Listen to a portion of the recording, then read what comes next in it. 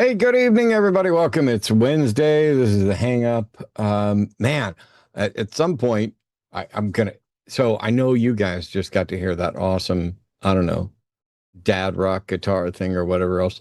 There's some weirdness that happens in the audio on my end. The volume goes way loud, way quiet, way loud, way, at different times. And I know it's not affecting you guys, but it freaks me out every time. And it's because, oh, hey, oh, wait, somebody saying they were hearing the volume spikes. You were hearing the volume fluctuating. That was awesome. I thought it was just me. I was like, what's going on? Well, welcome to the show. I'm Matt Dillahunty. You're watching The Line. That is our network. And by the way, we're at 198,000 subscribers. So we're closing in on the 200K. So if you haven't subscribed, you might consider subscribing.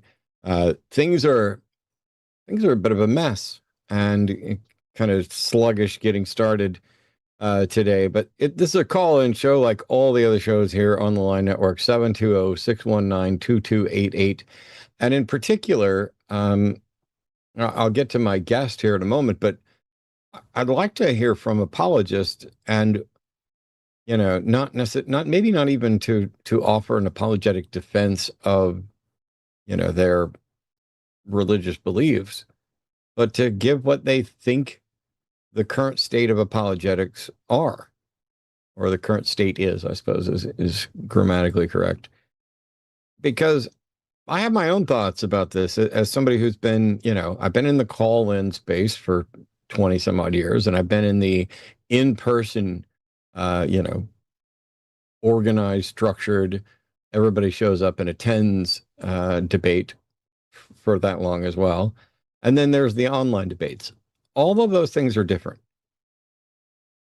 The formal structured debates that have a format where you're there in person, they come in a number of different varieties. There are some that take place in churches and some that take place in universities, and they have varying degrees of seriousness and scholarship in those kind of structured debates. Then there are the in-person debates, which are basically they're the online WWE style, let's trash talk, and the whole purpose is to generate clicks in an online sense. They're not, I don't think they're actually accomplishing much to move the conversation forward. And I'm as responsible for the popularity of those as anybody I would complain about. But I did stop engaging in those sorts of things where you just, you grab anybody from anywhere who's got a YouTube channel and they think they've got something important to say. And you end up spinning your wheels in circles or, just, yelling and or defending something terrible. I don't see what the value is. I mean, it's one thing to say, okay, do we have good reason to believe there's a God? Do we have good reason to believe that there's a God interacting with us in some detectable way? Is there a good reason to think there's an afterlife, something to aspire towards? Do we seek the best afterlife, avoid the worst afterlife, or do we have actual evidence that directs us? Those types of conversations are, I think, valuable. What I've seen, and in both the online structured and in-person debates, is, hey, let's say the thing that's the most shocking. Let's say the thing that's going to get us views. You want to get a Muslim in to defend 4-year-olds being permitted by Allah to marry because of and engage in adult activities because of precocious puberty. Sure, we'll do that debate and pretend like we're actually, doing something significant rather than just propping up the least moral, the least intelligent, the least respectable positions. Oh, you think the earth is flat? Well, that's all the rage right now. Let's get some flat earthers in here and you can talk about, whatever mathematics you think you've got to get there. It's not stuck merely in the realm of religion. You can debate almost anything. And if you find the thing that is going to get you clicks and attention, or the format that's going to get you clicks and attention, like there's a handful of formats that have gained popularity. Oh, it's one person versus 20 or 40 or 50 or 9,000 or whatever else. There are good things that come out of that, but I'm not convinced. I don't know. Maybe it's more important to get people watching. Maybe it's more important to get people paying attention. Maybe despite the fact that people are going to watch their side and leave thinking their side won no matter what. Maybe it's enough that there are some people who are going to watch this and actually think. I don't know, but I do know that I don't care to do, like, I'll do the call-in shows. Call-in shows aren't debates. And the people calling in, it's a coin toss. I mean, you might get somebody who's incredibly knowledgeable and can have a good conversation.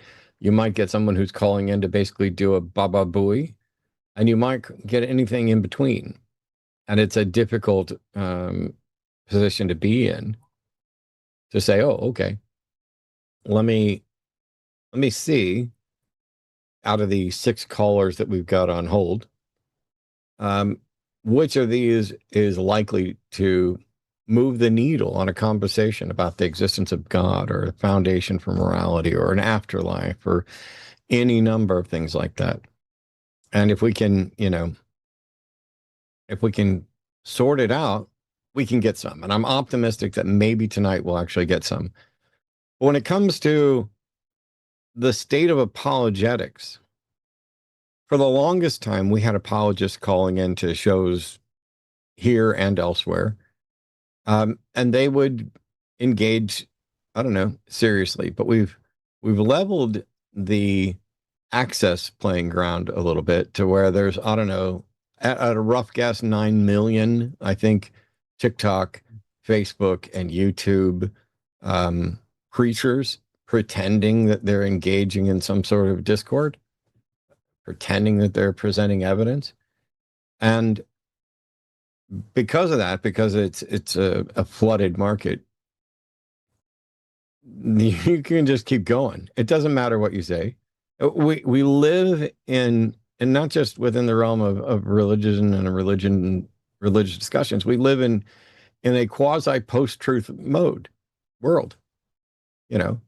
It doesn't matter what Trump has said, or what he's done, or how much he's lied, or how ridiculous he is, or how much gas prices are going up, or how much food prices are going up, or how many foreign wars there are, or how many lies are told, or how many Epstein files still haven't been released, or how many convictions and felonies he's got, or how many times he's going to the hospital, or how many times he takes a cognitive test and just gets an absolutely glowing review that's basically a "have you recovered from being hit over the head with an anvil" type of test.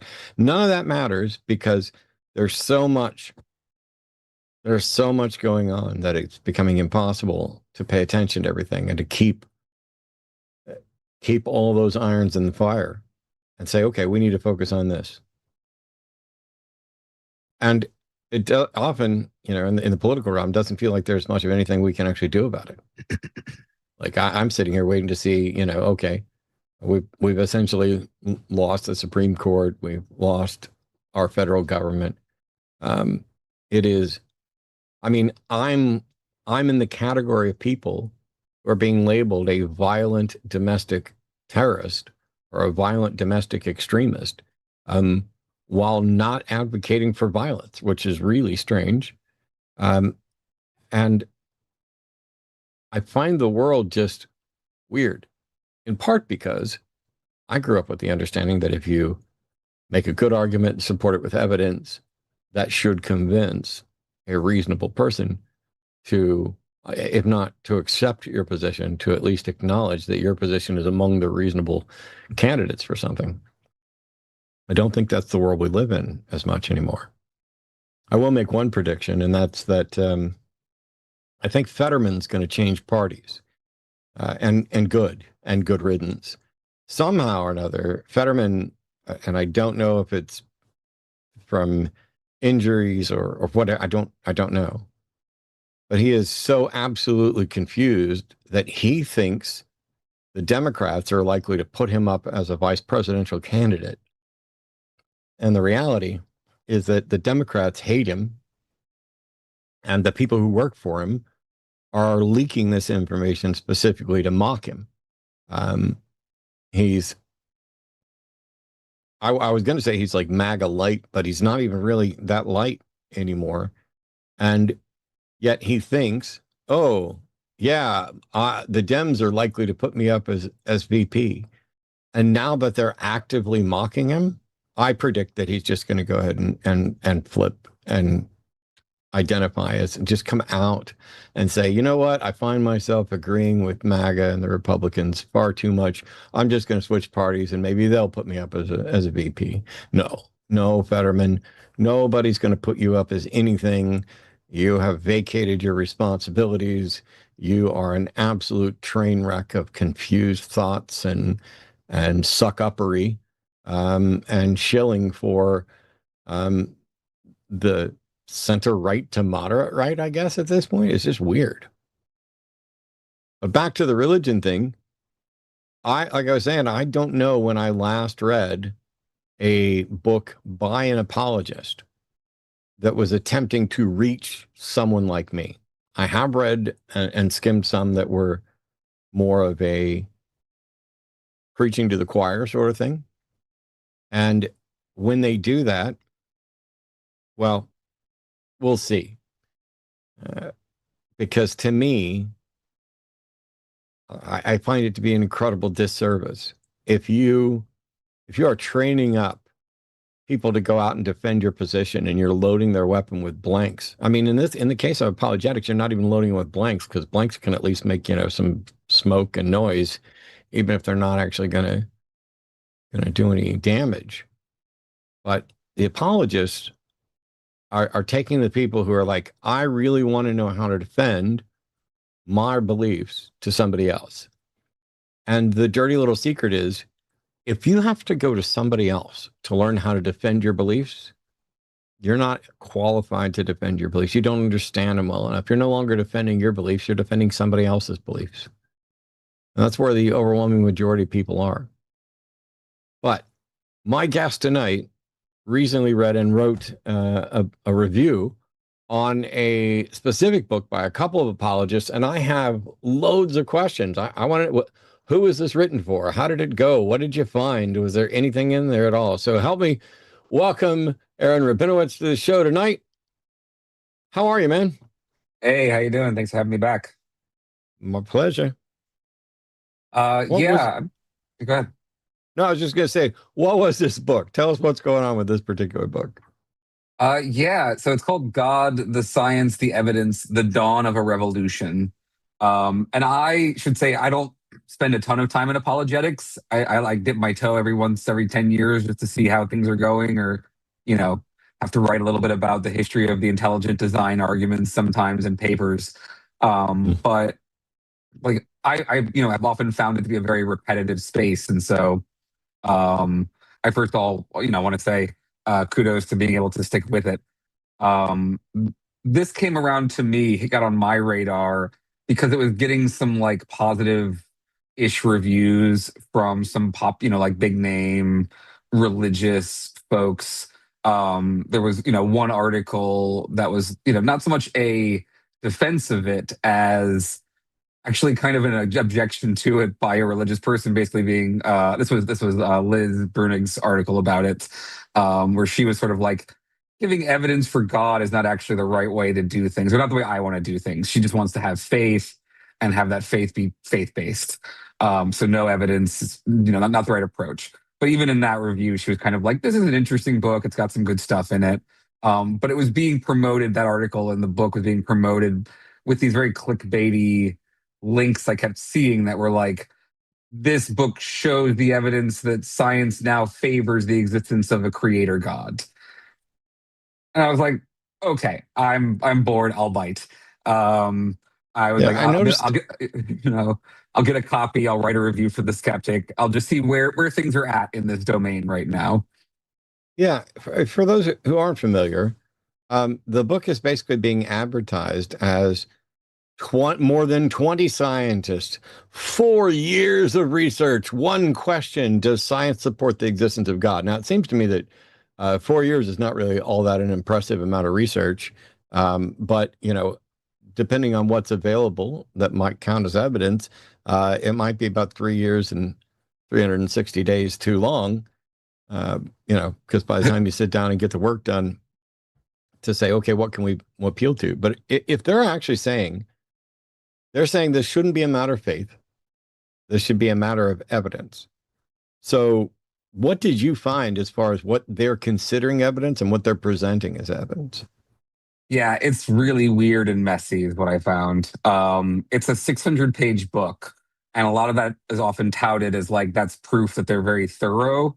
But as you're familiar with a Gish Gallop, that 600-page number is actually concerning because it suggests that they don't have a well-refined argument. It's rare that you need that many pages to make an argument.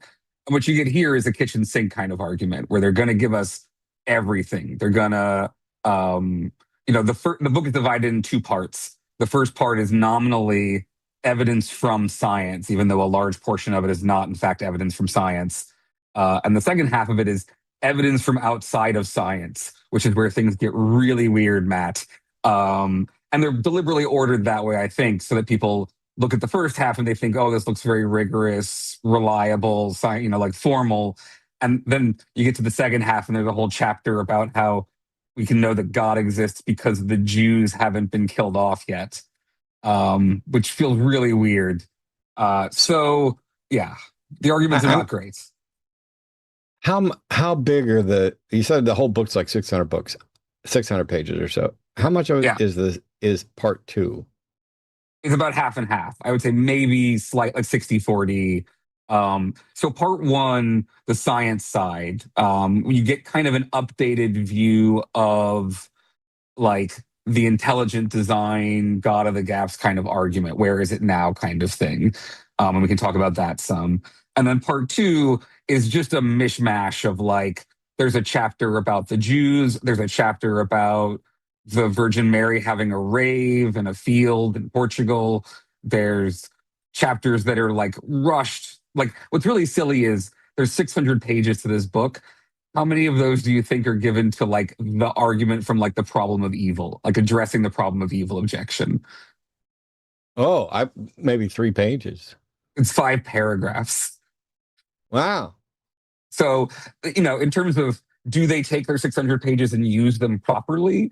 I would argue no. Like, there's a whole chapter in the first part of the book that's nominally about science, which is really here's the history of a bunch of scientists who were oppressed because they argued in favor of the Big Bang Theory, which this book is going to argue is, the strongest case for the existence of God. I could almost see somebody making a TikTok where they take that 600-page book and they hold it up and they show the cover and they're like, right here, it says God, the science, the evidence, and then just open the book in half and rip out the second half. Because if part one is the scientific evidence, right, and part two is evidence from outside of science, then part two is irrelevant to their whole case to begin with. And it would make the book much better in the sense of it would. So there are a couple of major problems with the book because of its structure. One is it's a moving target. The goal of the book changes from the beginning to the end very noticeably because at the beginning you have your very narrow, it's a Mott and Bailey essentially. At the beginning you have your very narrow, we're only going to be arguing for a creator God that is, atemporal and omnipotent and has a purpose for things, but isn't anything more complex than that, or no specific religion, very non-denominational vibe. Because all science can only say, look, there's probably a creator God. It's the way they want to lay it out at the beginning, and then over the course of it, they just start to add in more pieces, like it's a benevolent God and it's a Abrahamic God. And then they get to the chapter where it's about, the Virgin Mary. And you're like, oh, it's a Catholic God. So the second half of the book really argues for a different God than the first half of the book. It also does so with some really terrible arguments that, like, if you just had the first half, there would be a lot less to object to. The book is still not good, but it would be less bad. So I've tried over the years. All I really want, we've not heard really a new argument or a new evidence, and that's not all that surprising. Hmm. We do hear like respins on things, or here's why we think this may have been misunderstood. And so when you look at, like, for example, objections to the existence of God, I think the biggest, most popular ones, or my favorite ones, are ones like the arguments from divine hiddenness or from inconsistent revelation. Those seem to be the biggest. I'm not as much of a fan of the problem of evil, but I understand that that line of argument has managed to impact probably the most people. I have a real difficult time, some people would say, thinking that there's an all good God while, infants are dying of bone cancer.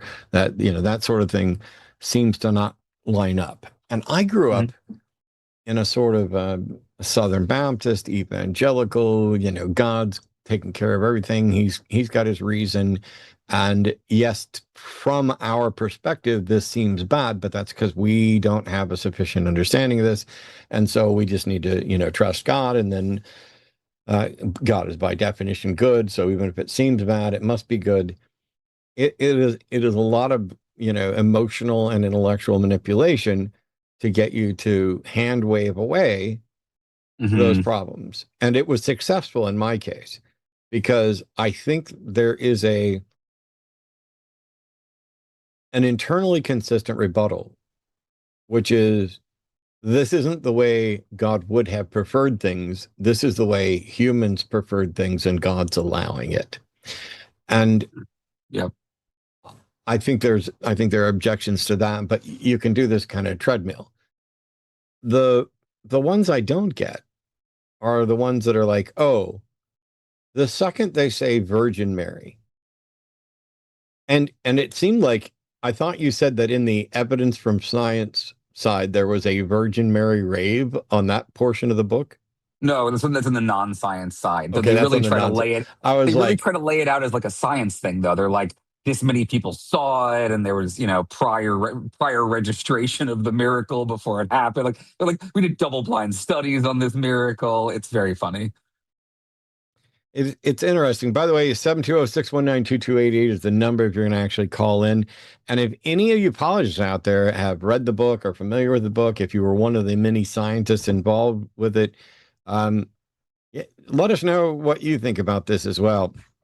Because what I'm seeing from the book and from what Aaron's reporting on it is,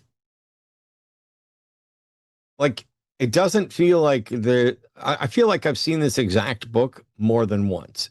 And I don't Hmm. mean just, hey, here's the science. It's, let's get together a bunch of people.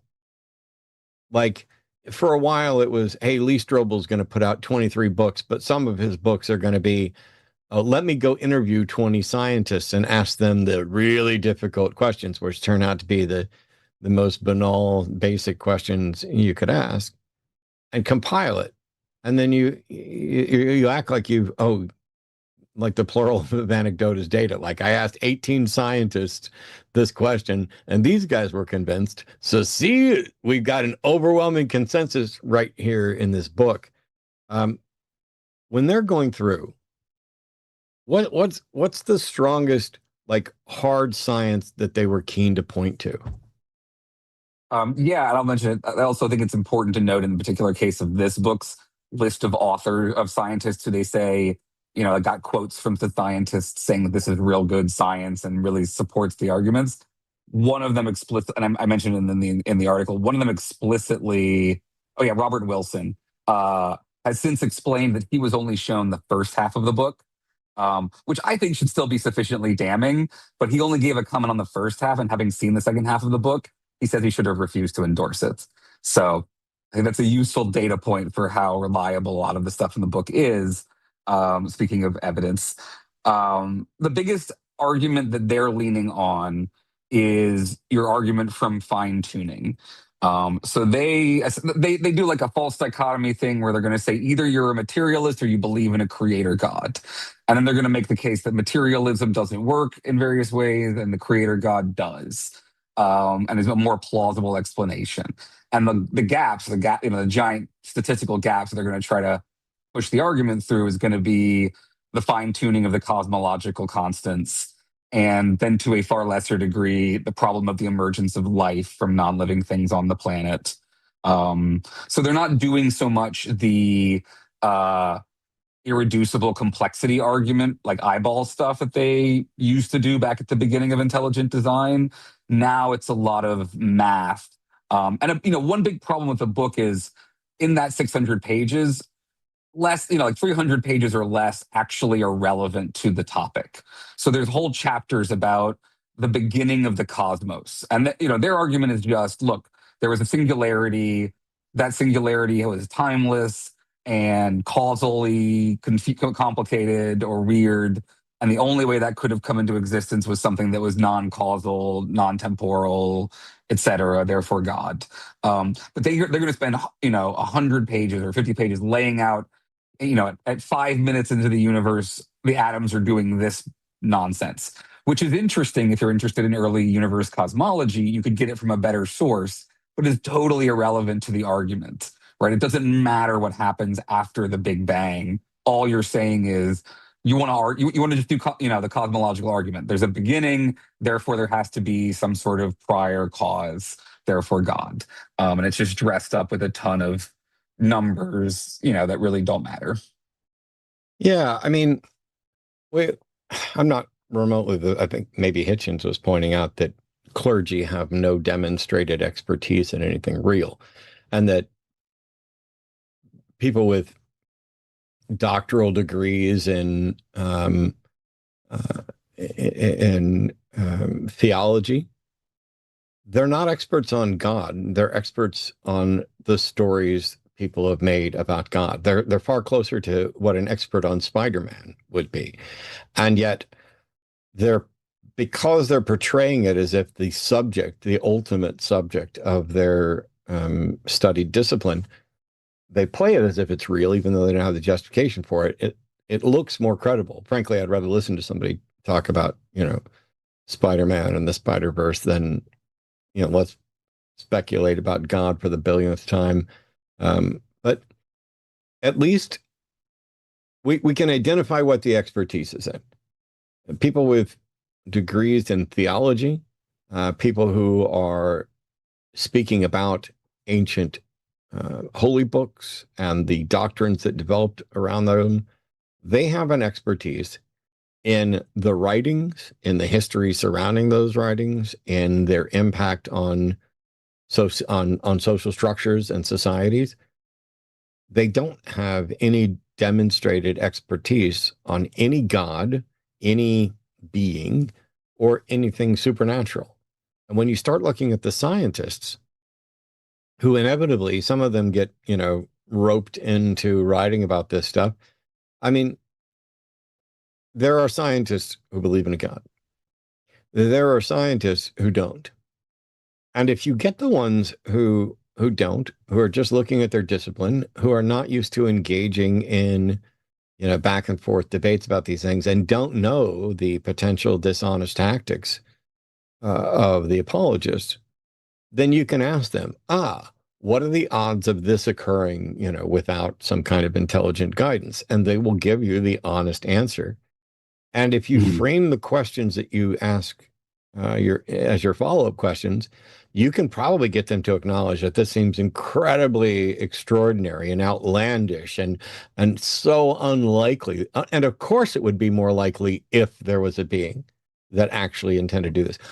If you talk to me, I would have to say the same thing despite not having the expertise, which is, if you posit the existence of a magical being that can create a universe, what you're going to see is going to automatically be more likely on the existence of that being than, on natural processes that are going to be, outlandish. The thing is, the scientists, in much the same way that the theologians have no demonstrated expertise in a real God, just in the subjects around it, the scientists don't even have an expertise in the subjects around it where they're drawing inferences.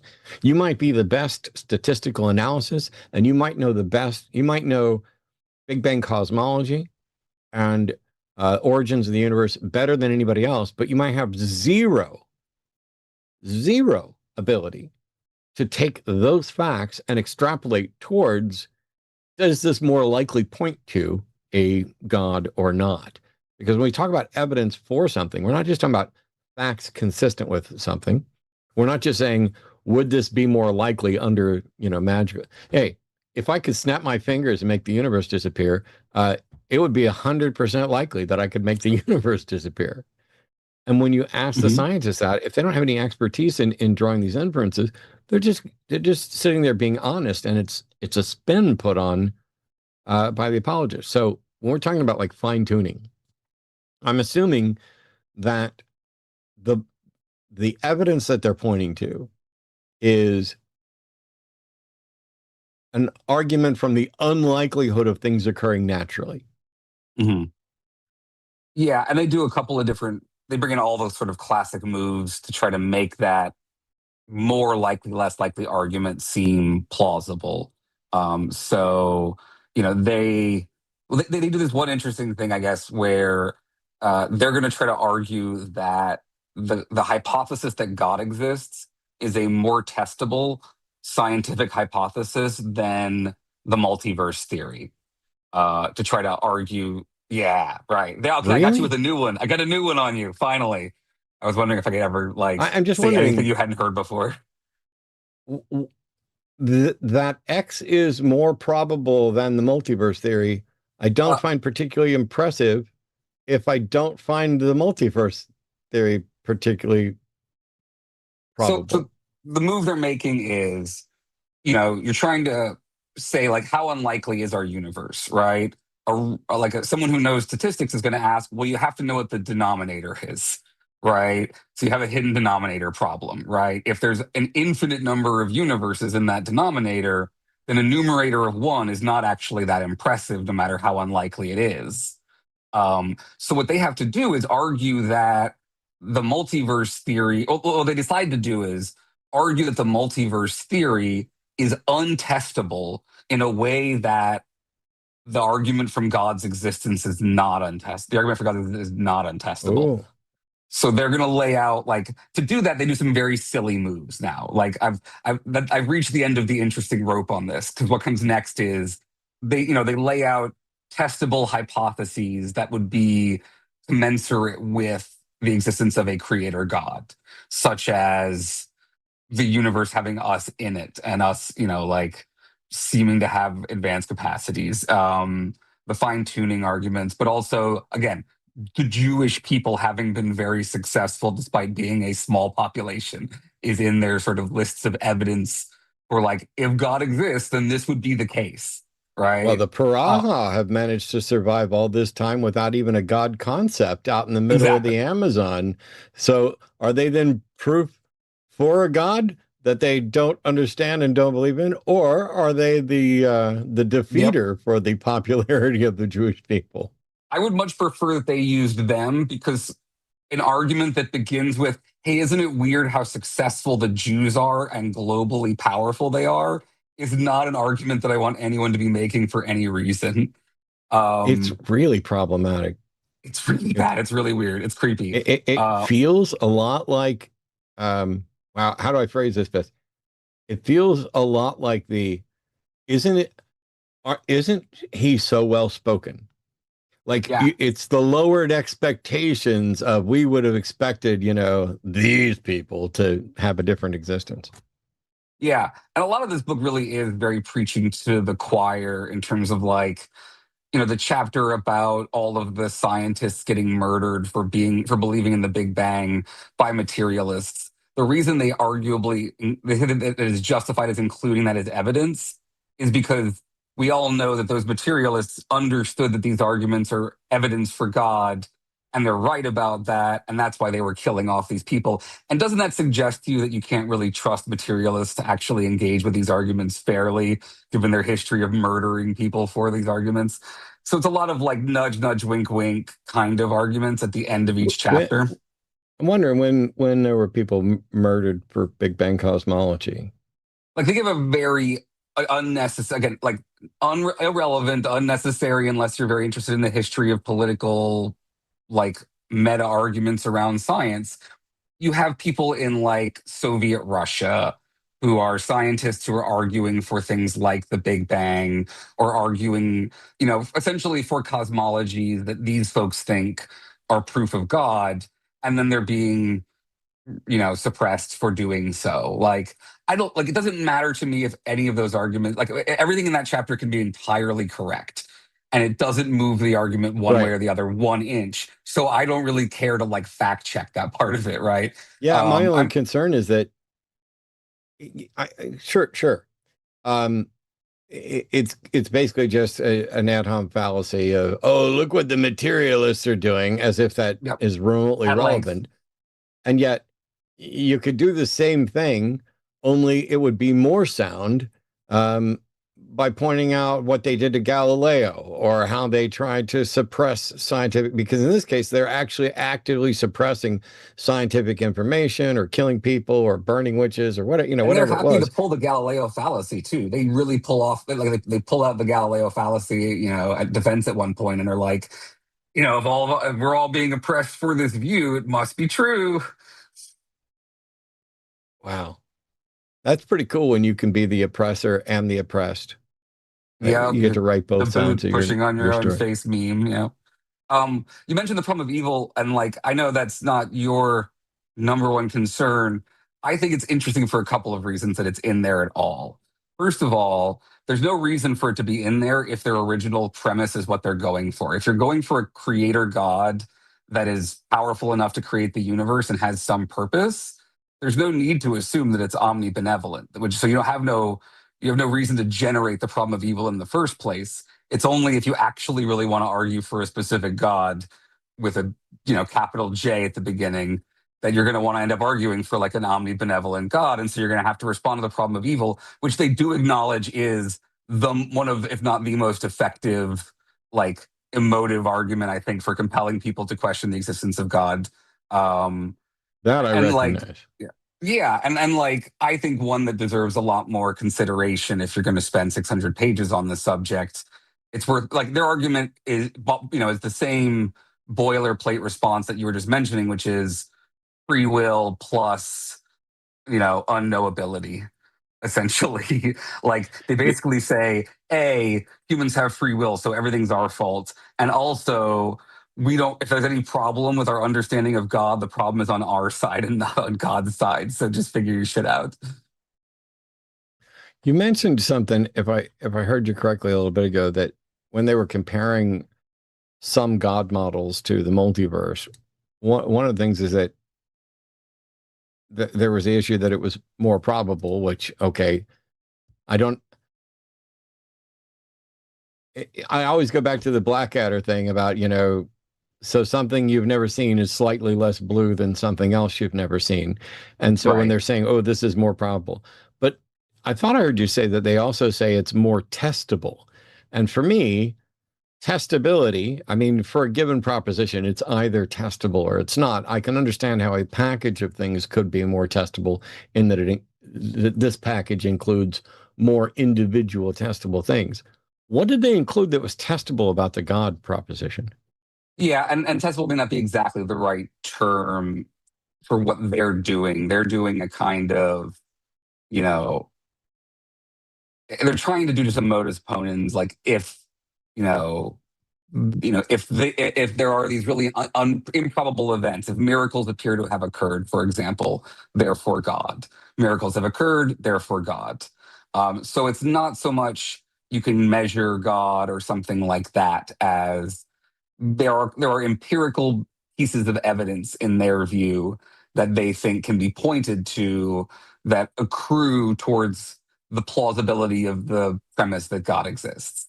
Um, so yeah, like I don't like, maybe like So given that they've now laid out these terms, for example, if tomorrow all the Jews disappeared, that would in theory disprove part of their argument.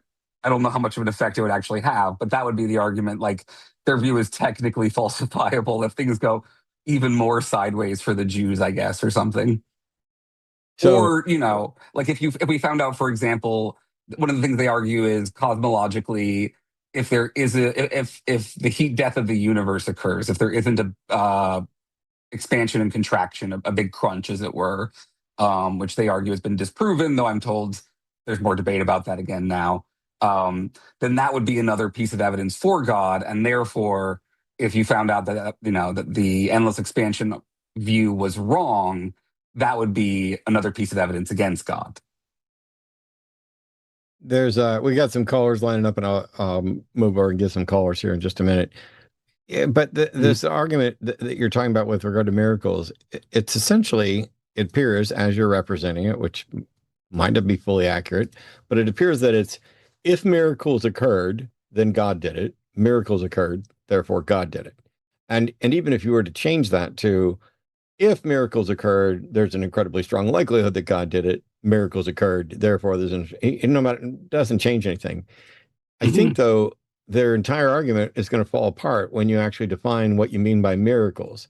Because if something for which we do not have a naturalistic explanation occurred, then how do you determine whether it's probably God, probably something unknown, probably blah, blah, blah?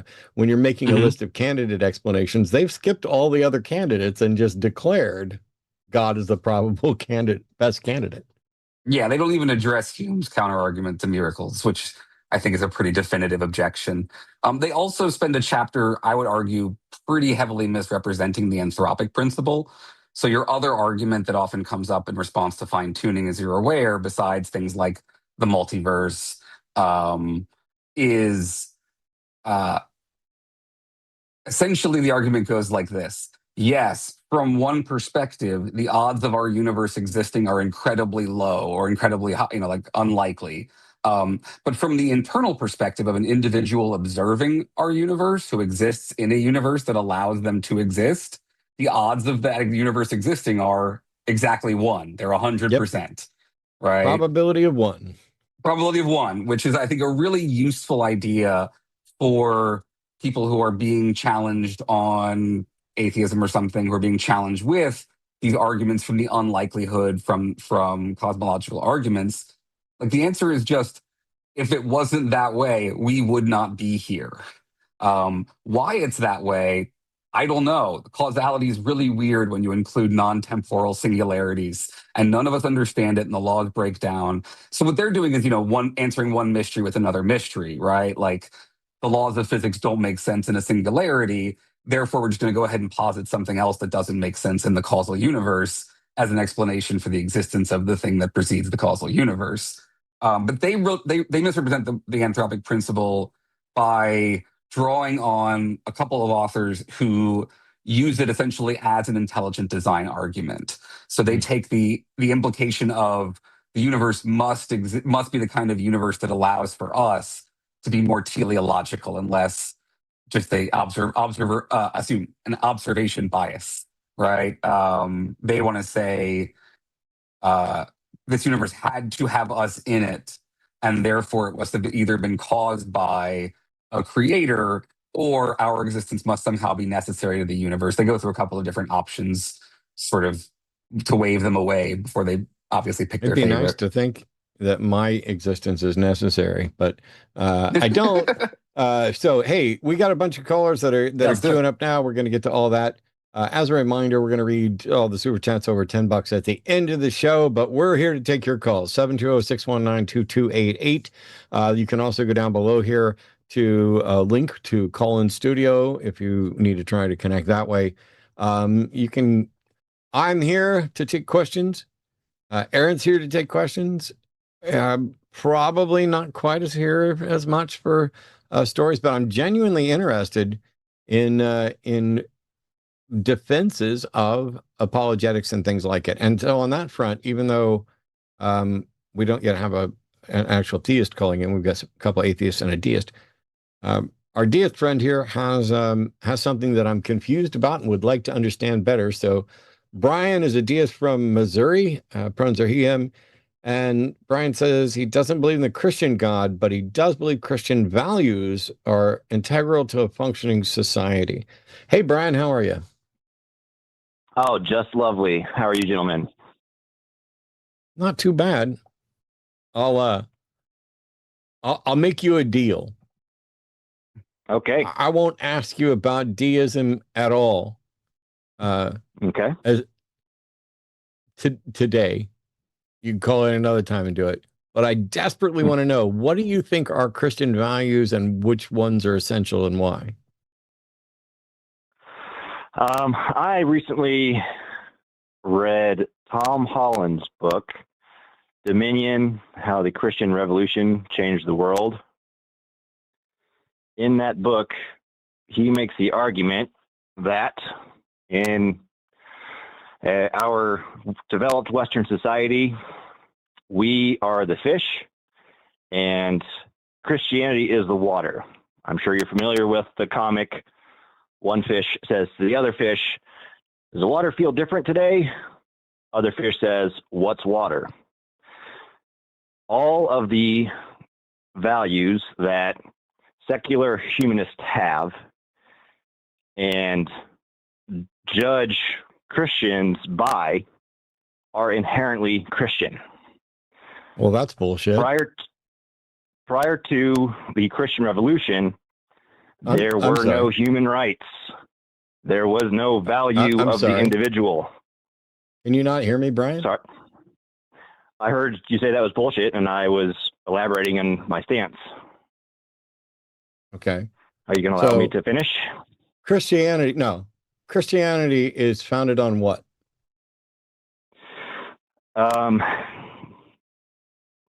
It's founded on, theoretically, I say theoretically because I don't believe the literal interpretation of the Bible.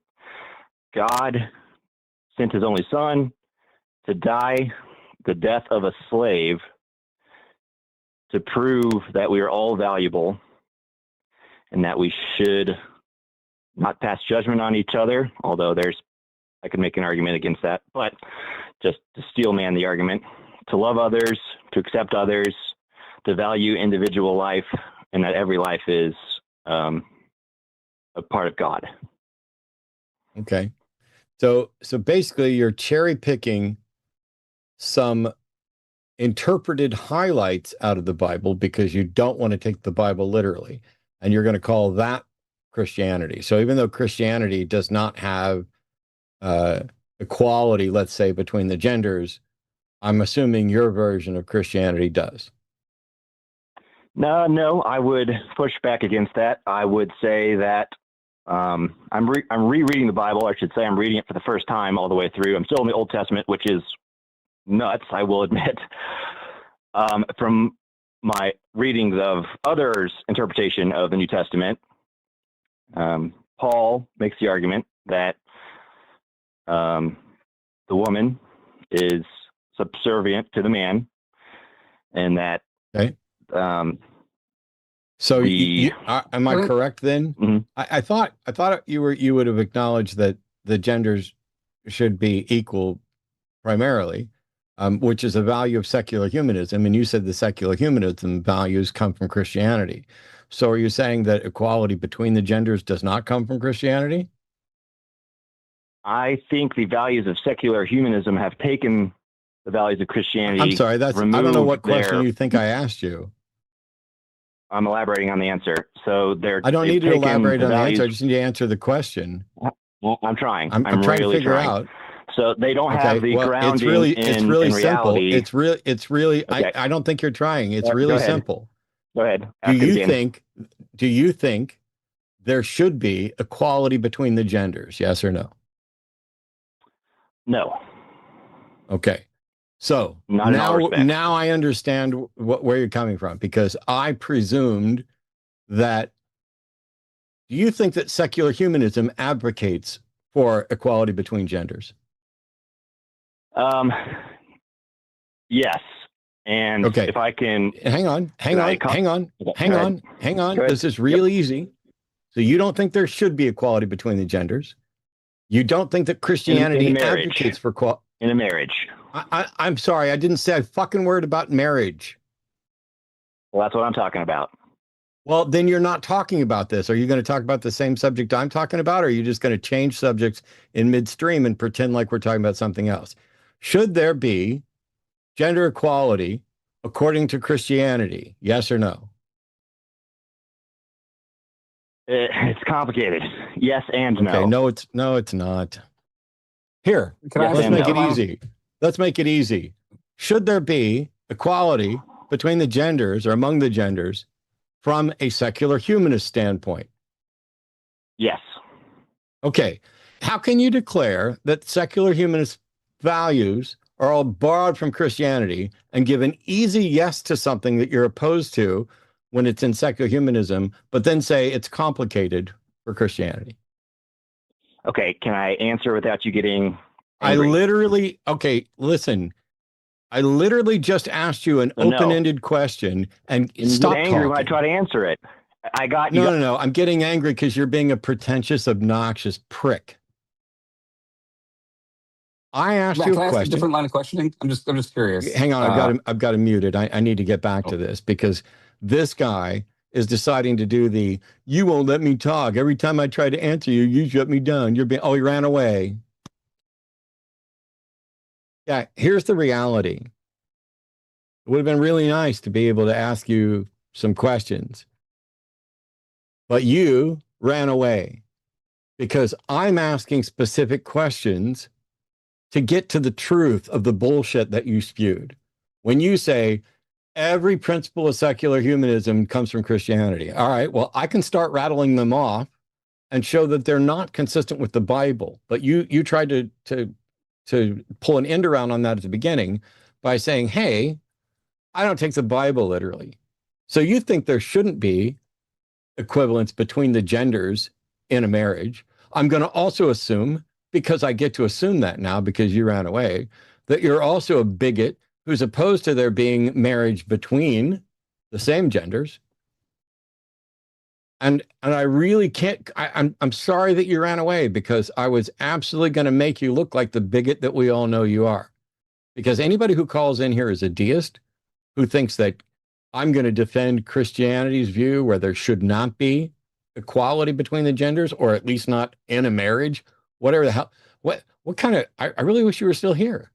What kind of bizarre world are you in where you're fine with equality outside of a marriage, but not in a marriage? That you would think the place where you would be most respectful and caring and considerate of the person. Like, I don't give the slightest fuck about you, but if we were married, I would.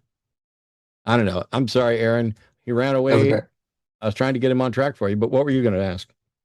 Well, I mean, I do think the first question for me is, what about all of the other sources of secular humanist values that aren't religious and that aren't Christian in nature, Buddhism and such?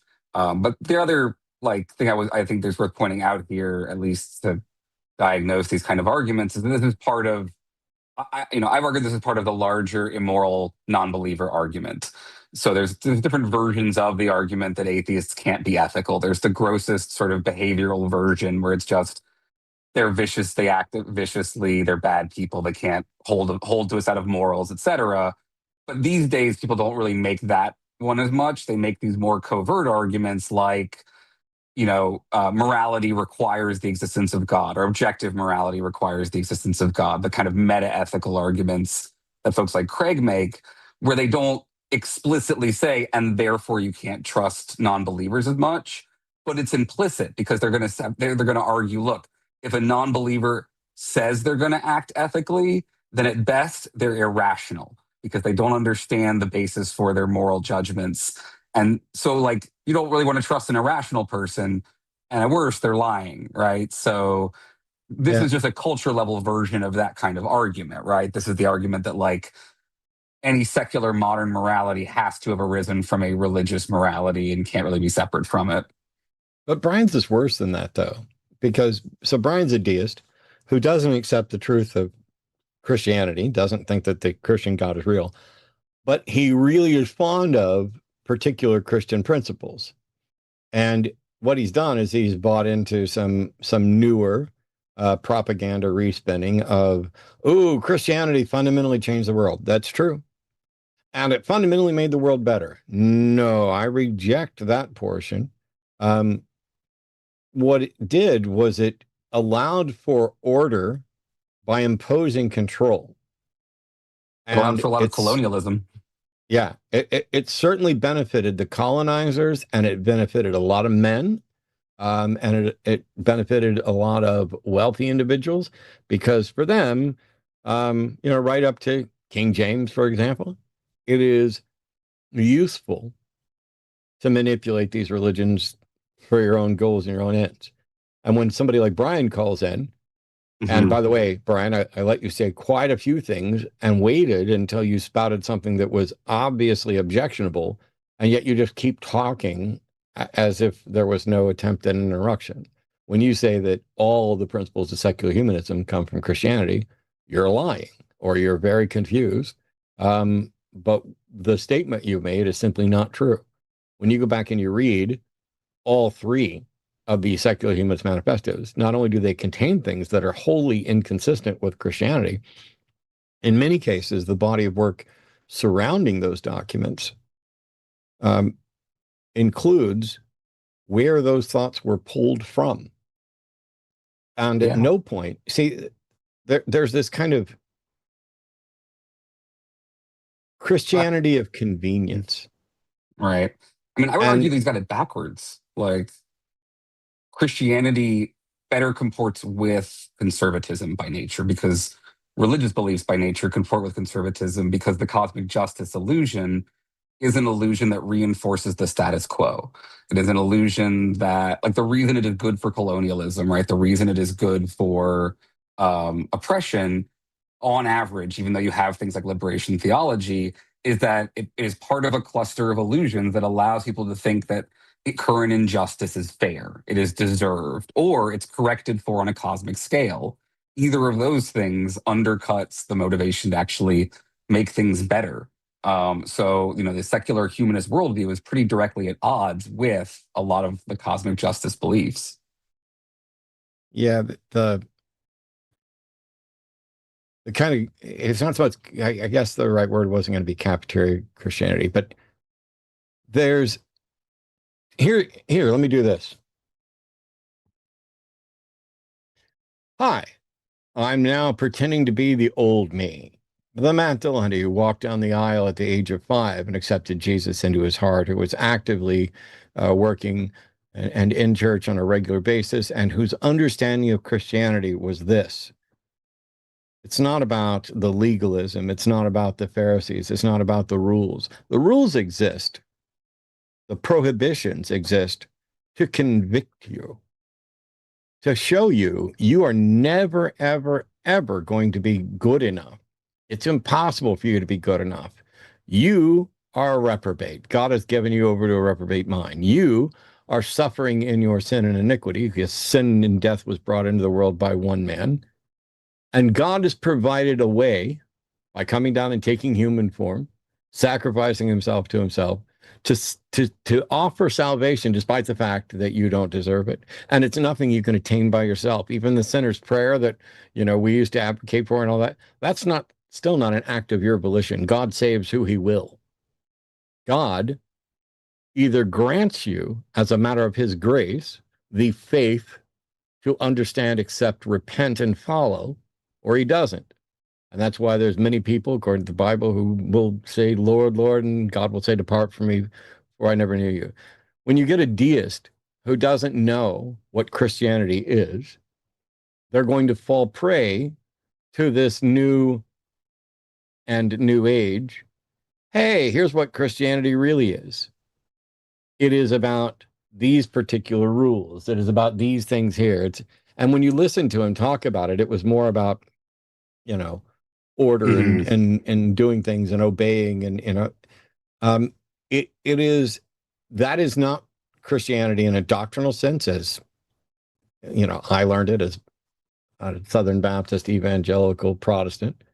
Yeah, but more trad at no point is it the case that you can say, oh, I think the world needs Christian values, but not Christianity.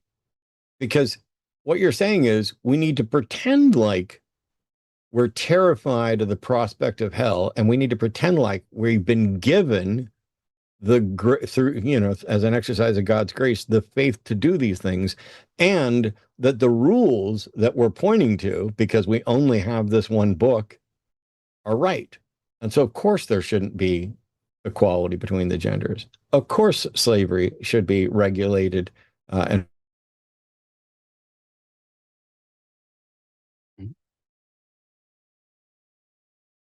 talking and then ran away. I'm pretty sure he wasn't serious, but it's only the second time that guy's called, or maybe the first time. So we'll have to see another time. Whoops. I got a message that my internet connection is unstable. There was a little blip there for a second. Let's hope it doesn't get worse. All right. Here we go. We have other callers calling in right now. So Maureen is calling from Ontario. Pronouns are she, her. Had a question about a perfect God. Hey, Maureen, how are you? Fine. How are you guys? Howdy. Pretty decent. Yeah, this question about being made in God's image. As I understand it, we're supposed to look like him, and that us being such imperfect beings, wouldn't that make God imperfect? And how do religious people argue for a perfect God? Does that make any sense? I mean, if that's accurate, then for me, God's a short king, I guess. So it's cool. I think these are like, yeah. What? Oh, just it just means that God's 5'5" if I look like God. So perfection is a difficult thing because it's possible for someone with a really high IQ to intentionally score poorly on a test. And so it's possible for there to be a God that's really, really smart and awesome to intentionally do things that are not particularly smart and not particularly awesome, either because he wants to, or who knows what the reason is. Well, as soon as there's this notion of perfection, things get weird. All discussion has to go out the window because I'm not perfect and you're not perfect. As far as I know, you might be really close, Maureen, but I'm not. No. And because of that, any attempt that I make to understand what it means to be perfect is already flawed. And so if there's a perfect being and me as an imperfect being says, I don't see how a perfect being could do that. If in fact there's a perfect being whose view is that it can happen, then that perfect being is necessarily right and I'm wrong. There's also, I think, some really good arguments on the Buddhist Hindu side of things on this topic that don't come up enough, I feel like. But long before the Christians were arguing about perfection, the Indian philosophers were going back and forth about how you could have a perfect Brahman or, like a godhead that was perfect in this way. And the Buddhists make some really good arguments that, for example, if God is perfect, it shouldn't be able to interact with our world because a perfect being interacting with an imperfect thing is necessarily going to corrupt the perfect thing. So it wouldn't interact with us in any way. Not only that, it's perfectly incorruptible. But they also make the argument that a perfect being can't act at all. Because if it's already perfect, any action would be a movement away from perfection. So a perfect being, this is where I think what you see is Christianity's, theological roots are actually not Christian. They're Platonist. They're of a Greek persuasion, and the God of Christianity is a kind of weird corruption of Plato's forms. The forms themselves don't act. They are unchanging, crystalline structures existing in some non-temporal world that we all experience flawed versions of in our reality. But when you turn that, when you take that idea and try to shove it together with a personal God, you get all these weird contradictions that don't make any sense. So the short answer to the question is, how can God be perfect if he made imperfect beings? And the answer is, it may never make sense to us, it may be a reasonable objection. It may not be, but as we're imperfect, we could be wrong about however we perceive it. And so if there is a perfect being, evidently the most perfect thing that it can do is not clear up this confusion for any of us. Yet. So is that where, like, I was Catholic, so I know about Christianity a little. Is that where they get the when they try to argue for a God and they say that, well, we really can't understand him, so because he's so above us in that, and we're so imperfect in that. That's their excuse then. That a perfect being could make. Oh, go ahead. It serves as a really good excuse, because if there is a perfect being and you're not perfect, how could you possibly ever assess whether that being's perfect or not? The other argument would be the argument from free will, which is God did create us perfectly, but being perfect involves having free will, and we use that free will to do bad things and cause the fall, and that resulted in imperfection in the world. There was no imperfection in the world until we introduced it via our free actions, and it is better to allow us. Right. That this is a later argument, but it's one that people use to argue, to explain how, like, for example, human free will can be the explanation for hurricanes. Like, when you try to explain natural evils via human free will, it goes via the argument from the fall. You're responsible for the weather, Maureen. Please stop it. Yes. I'm sorry. We get hurricanes because people touch themselves. Well, it's pretty there are good people weather dying here, from so. floods, and it's all because you touched yourself once. The symbolism. Is that what happened? Oh, well, I'm sorry for that. I apologize. That's all right. It's got to happen sometime. Anyway, thanks a lot for the call, Maureen. I appreciate it. Take care. Okay, thank you. Bye. We've got a couple other callers, and one of them's a theist. So I'm going to kind of jump toward the theist call. I do want to say this, and that is, hey, if you're a theist, yeah, there's a little bit of a delay.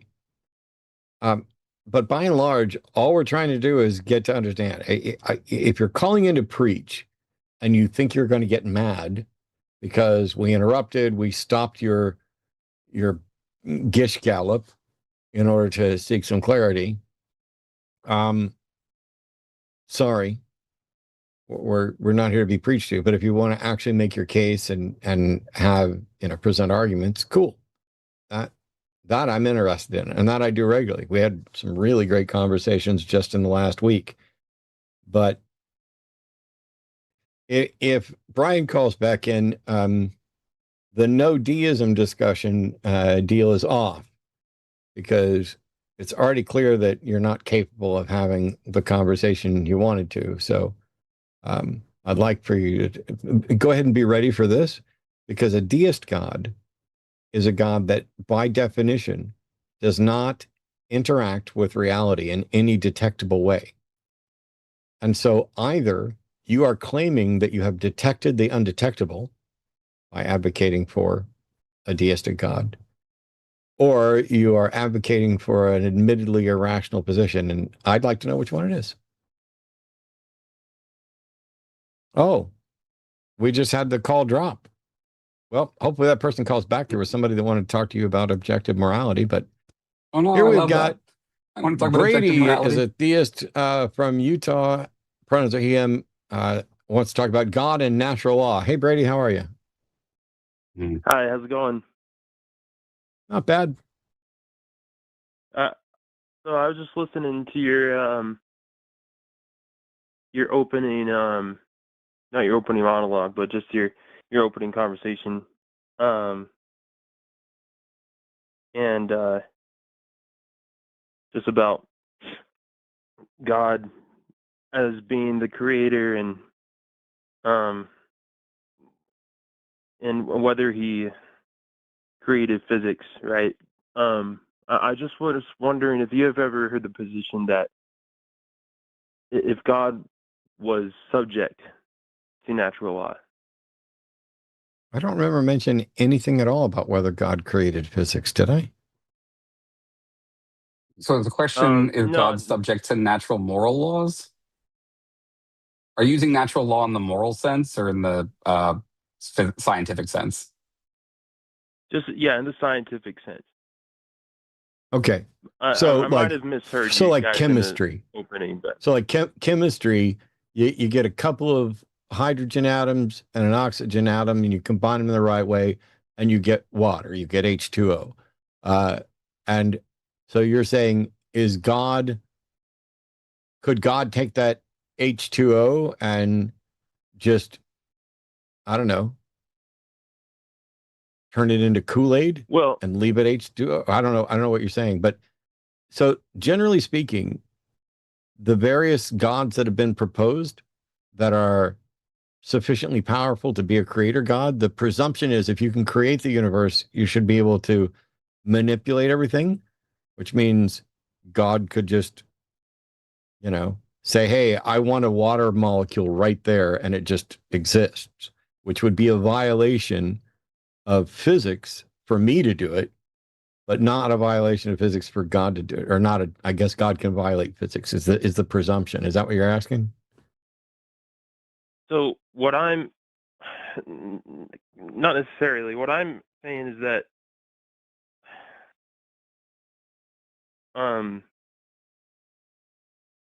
there's a position that exists that God does not even control that he doesn't even control those laws of physics and of chemistry. Okay. What God So do you believe in? so what I wanted to know if you've ever I don't heard see. that perspective before. I've heard almost everything in the 20 some odd years I've done this. I don't believe in a God. And so if you believe in a God, all you got to do is tell me what God you believe in and why.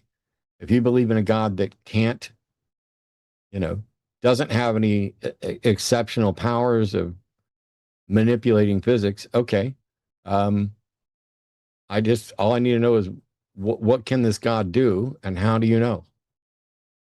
It starts to become weird to have a god if it doesn't do miracles or in some way act differently than everything else in the universe. Right. Well, I guess this is more of an inquiry for you guys, but so and I was just more curious to know if you had heard that perspective. But I if mean, you've heard it before, I was just wanted to know what your I guess, yeah, example that comes to position mind is Deep was Space on that Nine. and your critique. And Do you guys know say Deep that Space again. Nine? I do. Yeah, so in Deep Space Nine, the atemporal, godlike prophets that live in the wormhole are essentially naturalist gods. They're, they seem to follow some degree the natural laws. They're just atemporal and see time, all time as one kind of thing. I think it's quite possible that there might be beings that exist that don't perceive time the way that we do and perceive it non-temporally. And maybe even they have weird causal abilities or multi-directional causal influence or something like that. I don't know why we'd want to call them God and not just another species, though. Right. I do you think a God like that is easier to accept from a scientific standpoint? Well, I I mean, would think it's that, easier but less reason to do so. yeah, it's like, Right. so for example, I can't run very fast at all. My dog can run really fast. Cheetahs can run really fast. I can imagine that the Flash. I can imagine that the Flash in a fictional sense running. I have difficulty imagining that the Flash, as he's portrayed in the comics, could ever actually exist. Like speeding up to the point of the Speed Force and turning back time or traveling through time or breaking realities. I have difficulty thinking that, but let's just go with like really, really, really like travel around the world in a second. I can at least imagine that. I don't see how that could be physically possible given what I currently know. But I would certainly say that I would find that to be more plausible than the notion that you could travel around the world 500 times in a second. And so the more complex you make something and the more you make it, the more features you give it to violate more aspects of reality, the more work you've got to do to demonstrate that this is plausible. So yeah, for me, a God that can create universes and manipulate them is automatically less probable than a God that can manipulate universes but can't create them. Does that make sense? Yeah, if I can tie this back to the book, actually, amongst the cheap moves that I think the book makes is it does your usual Occam's razor argument done badly, where this is again where it's comparing the existence of a god to the multiverse, and it says, look, and positing the existence of a million billion infinite universes is way more implausible or complex than one single creator god with a purpose. Therefore, Occam's razor favors the one single creator God. Now, the counter argument there would be, but the God is a thing unlike anything else we have ever experienced. You are positing the existence of a unmoved mover, where nothing else, like by your own arguments, nothing else in the universe is an unmoved mover except God. Bringing in just one God is less plausible than an infinite number of universes that act the same as our universe. Because you're not adding anything to what we philosophers call the ontology. When you say there's more universes, you're not adding a whole new class of weird creatures to the universe. So in that sense, yeah, a perfectly natural God is like the multiverse. It's more in keeping with science and so more plausible, but it doesn't do a lot of the things that these folks want their God arguments to do. Right. That's very helpful. And I appreciate both of your takes on that. So I might Hey, Brady. call back another day with some more questions. Yes, sir. I'm happy to do that, and I get the sense that you're exploring and asking questions. I'm not necessarily going to put you on the spot to defend the God you believe, but Mm-hmm. I am going to say that since you're a theist, the type of God that you're at least currently convinced exists, is it, one of the Omnimax gods traditional to Christianity, Judaism, etc., that can do those, or is yours maybe closer to the vague higher power that you don't really understand yet? I don't know what bucket we would put your God in. Well, I'm a Latter-day Saint. Ah, Or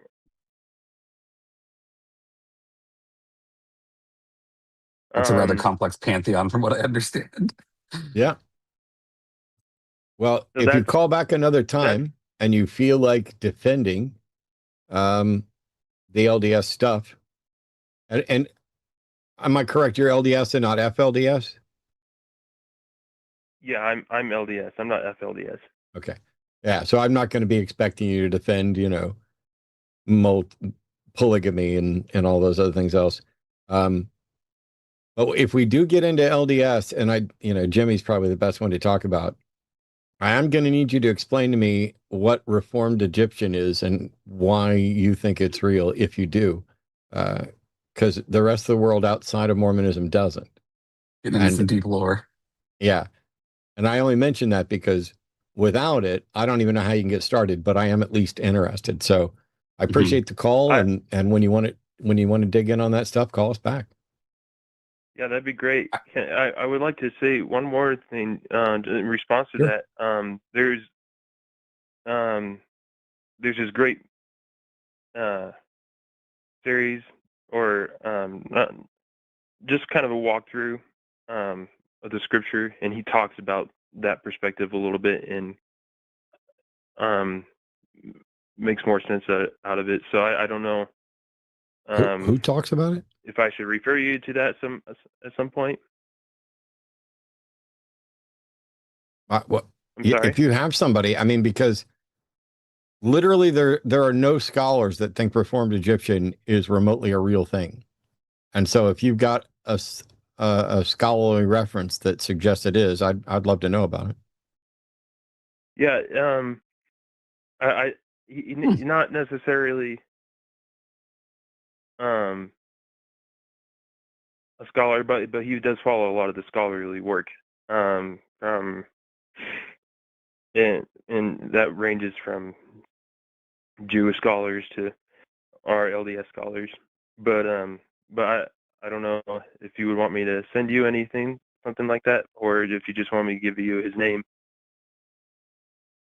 You can, I mean, you could start just by giving me the name. I can Google from there. Yeah, so it's his name is Greg Mattson. Okay. On Quick Media, and it's just his "Come Follow Me" series on the Book of Mormon, and he does a series on all of our standard works, the Bible and the Old Testament, New Testament, and Doctrine and Covenants. But that's where you would find it, is in the Book of Mormon. Okay. So, yeah. Mm. All right. Thank you so much, Brady. We look forward to talking to you again. Yep. If you're Thank curious, you, guys. Matt. Bye-bye. Yeah, go ahead. My view, Matt, if you're like, if I have to give rankings of the plausibility of different religions, like we're just setting aside atheism for a second, I think I start with like a Lovecraftian mythos as being the most plausible universe that contains things that we might want to call gods. And then it's probably Buddhist Mara. And then its third is probably tied Norse and Greek mythology, because pantheons of superpowered assholes seems very plausible to me, very likely to exist relative to other things. And then everything else is far down the list from there. Yeah, I kind of, I mean, it's a half joke thing on occasion where I'm like, the only religion that is followed by a considerable number of people that I find more ridiculous than Mormonism is Scientology. I mean, it's in these two religions in particular. I mean, they were invented by known liars and con artists within not quite living memory, because, well, we're all getting older, but in the not too distant past. And so one of them was actively trying to create a religion, and did so in what's got to be about the dumbest way possible, which is invented a story about thetans and blowing up people in volcanoes and flying them in craft that looked like DC-9s or 10s or whatever else. Like, he didn't even reach out to technology beyond what he could see just by casually looking up, and then sells it for big money. And some people get really excited about it. And then the other one, I don't think we should totally get down on like people starting cults involving groups of people who are interested in science fiction, as someone who's done exactly that as well. I'm just, there are better and worse versions of it, is all I'm saying. As long as you don't, do weird, horrible things to them, it's fine, right? well, yeah, I'm just not aware of. So, for example, the deaths and other things involved with the Sea Org and stuff like that. Yeah. Oh, man. All right. Yeah. We got calls. So let me see if we can do this. Fleur is calling from Brazil, pronouns to she, her. Fleur is a theist who says you can't prove God exists or does not exist. Is there a way to truly disprove God? Hey, Fleur, welcome to the show. How are you? Hello, I'm doing good.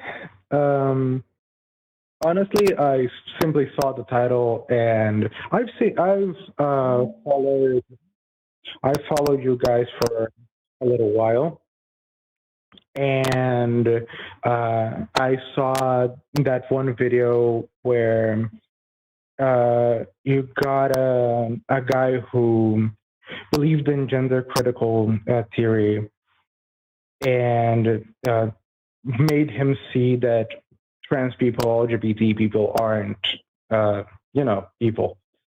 And I felt very happy about it. But seeing more and more of these titles about proving or disproving God, I really wanted to know your positions. You guys are agnostic atheists, right? It depends on the God. I'm just a hard atheist. If it's an agnostic atheist, then I would think your base position, even though it's agnosticism, your base position is no God exists, right? I think we have good reason to not believe in God. Yeah, I do not believe that any God exists, and nobody has met the burden of proof for a God as far as I'm aware. Great. Is there a need for a burden of proof? If there's a claim, there's a burden of proof. If you say X is true, you have adopted a burden of proof. Well, several people have said several things in life, and I don't think all of them can. Several people have said here, Flora. You just said several people have said several things in life. Can we get away from vagaries and things like that, and just make some kind of specific claim and address it? Because I'm sorry, I can't hear you when you're trying to talk at the same time I'm talking. So when you say something like several people have said several things in life, that doesn't tell me anything. So let's get to what we can discuss. Okay, then let's get down to it. I am not here to prove that God exists. I simply want to know why you think he doesn't. That's okay. So here's the problem. I'm not convinced that a God exists because nobody's met its burden of proof. And it's partially because people like you don't understand what the burden of proof is. So you want me to come in and tell you why I don't think, or why I think God doesn't exist. But I can't say I think God doesn't exist until you define a God for me to evaluate. There are some gods there are some gods when people define them, I can say, yep, I'm completely convinced that God does not exist. And there are other gods that are unfalsifiable, which I cannot be completely convinced don't exist, but I have no reason to think they do exist. If somebody says a God is real, they have adopted a burden of proof. All I'm saying is nobody's met it yet.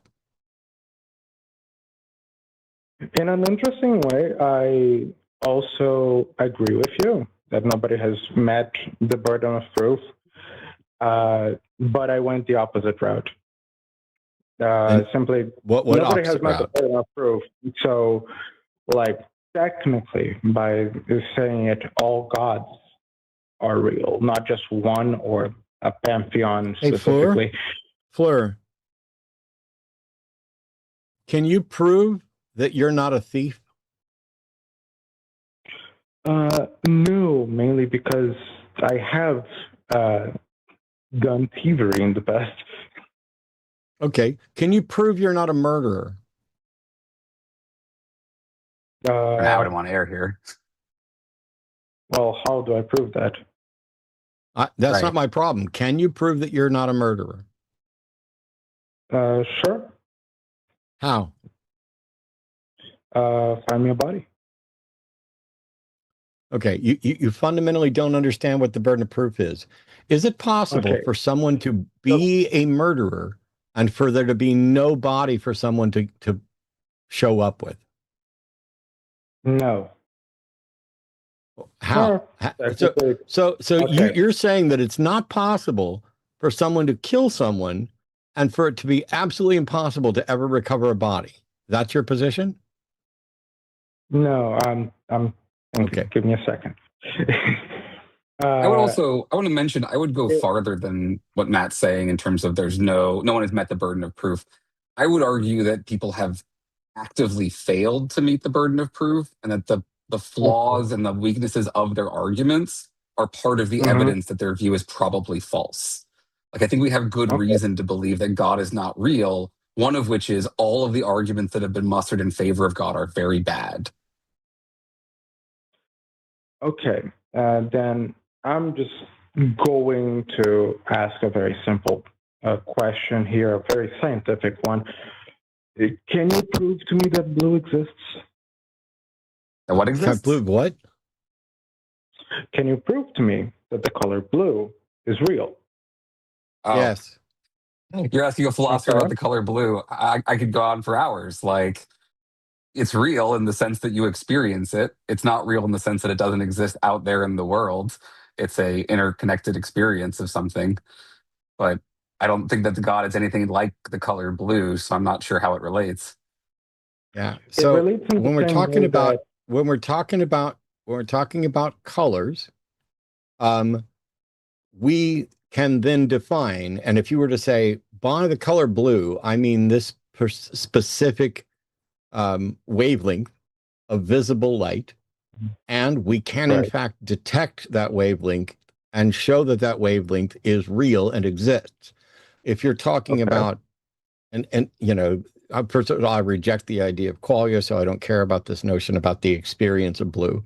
But How dare blue you. is a concept, and what the label blue points to, whether it's blue, azul, whatever, the language doesn't matter. Whatever that concept points to is a real thing that we can measure and test. Okay. We can measure And you that prove. the Hang on. wavelength of Hang on. Hang on. I answered yours. I answered yours. Now I'd like you to answer.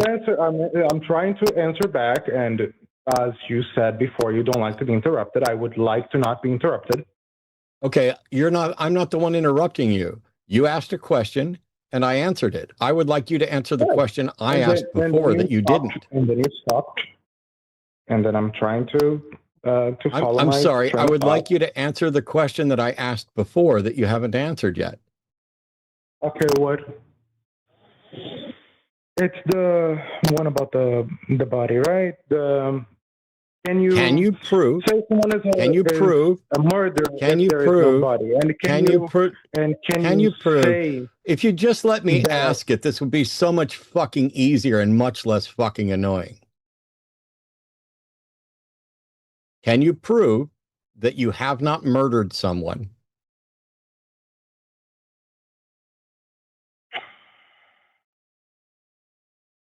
No. Okay. I asked that question because that's what it means to shift the burden of proof. Should you ever have to prove that you did not murder someone? Should the default assumption be that you're a murderer until you prove it wrong? No. Right. So we want to set up a default position, which is that we presume you are innocent until somebody can demonstrate you're guilty, right? Okay. That's it. So when it comes to some God exists, the default assumption is that no God exists until somebody demonstrates that one does, right? This is just Russell's teapot. I'm just going to ask, why is that the default position? Because the alternative is to assume that all gods exist until they're proven to not exist. And some of those gods have conflicting, contradictory characteristics. So a god that makes the entire reality pink must exist until you prove it doesn't. And a god that makes the entire reality not pink must exist. A god that's going to reward you for worshiping it must exist, and a God that's going to punish you for worshiping that God must exist. You would end up having to hold the position that both right is left and right is right because you have a contradiction. So the default position is not to accept any of them until they've met their burden of proof. It's the same reason that we don't. I mean, it's the same reason to default to believing that there is not a teapot between here and Jupiter. That's the Russell's teapot argument that, like, you have no reason to assume that there would be a teapot out there, and just because you can't prove that there isn't a teapot out there doesn't mean you have good reason to then infer that there might even be one there. Right. Okay. So now I see the position. Cool. That is So- basically all I wanted to know. I'm not going to dispute or try to say your position is wrong because I am not trying to be combative. Okay. I don't care if you're trying to be combative. The purpose here is for people to defend their positions. So are you saying that you don't agree with us on the burden of proof, but you're just not going to argue it? Basically. Because, like, okay. Okay. So my in that case, disagreement- in that case, Fleur, I have no interest in speaking to you. Cool. Then you may move on. Oh, thank you for that permission to move on from someone who's just going to waste time and not actually engage. I hope that you are very comfortable in your self-constructed shield that prevents your positions from criticism or defense. Thanks for calling. How wild. I think you're wrong, but I'm not going to try. I don't want to engage on it. I get that a lot from the manifestation folks. Anyone who's going to bring up quantum woo at some point is also probably going to make the argument that I have a different reality than they do, and so there's no point in arguing about it. It's bizarre to me, though, because in this case, all we were talking about is how to properly apply the burden of proof. And as long as the burden of proof were made personal as to whether or not Fleur should be considered a murderer until they're able to demonstrate they're not, or that they should be considered not a murderer until somebody demonstrates they are, they understand it absolutely fine and are fine with it.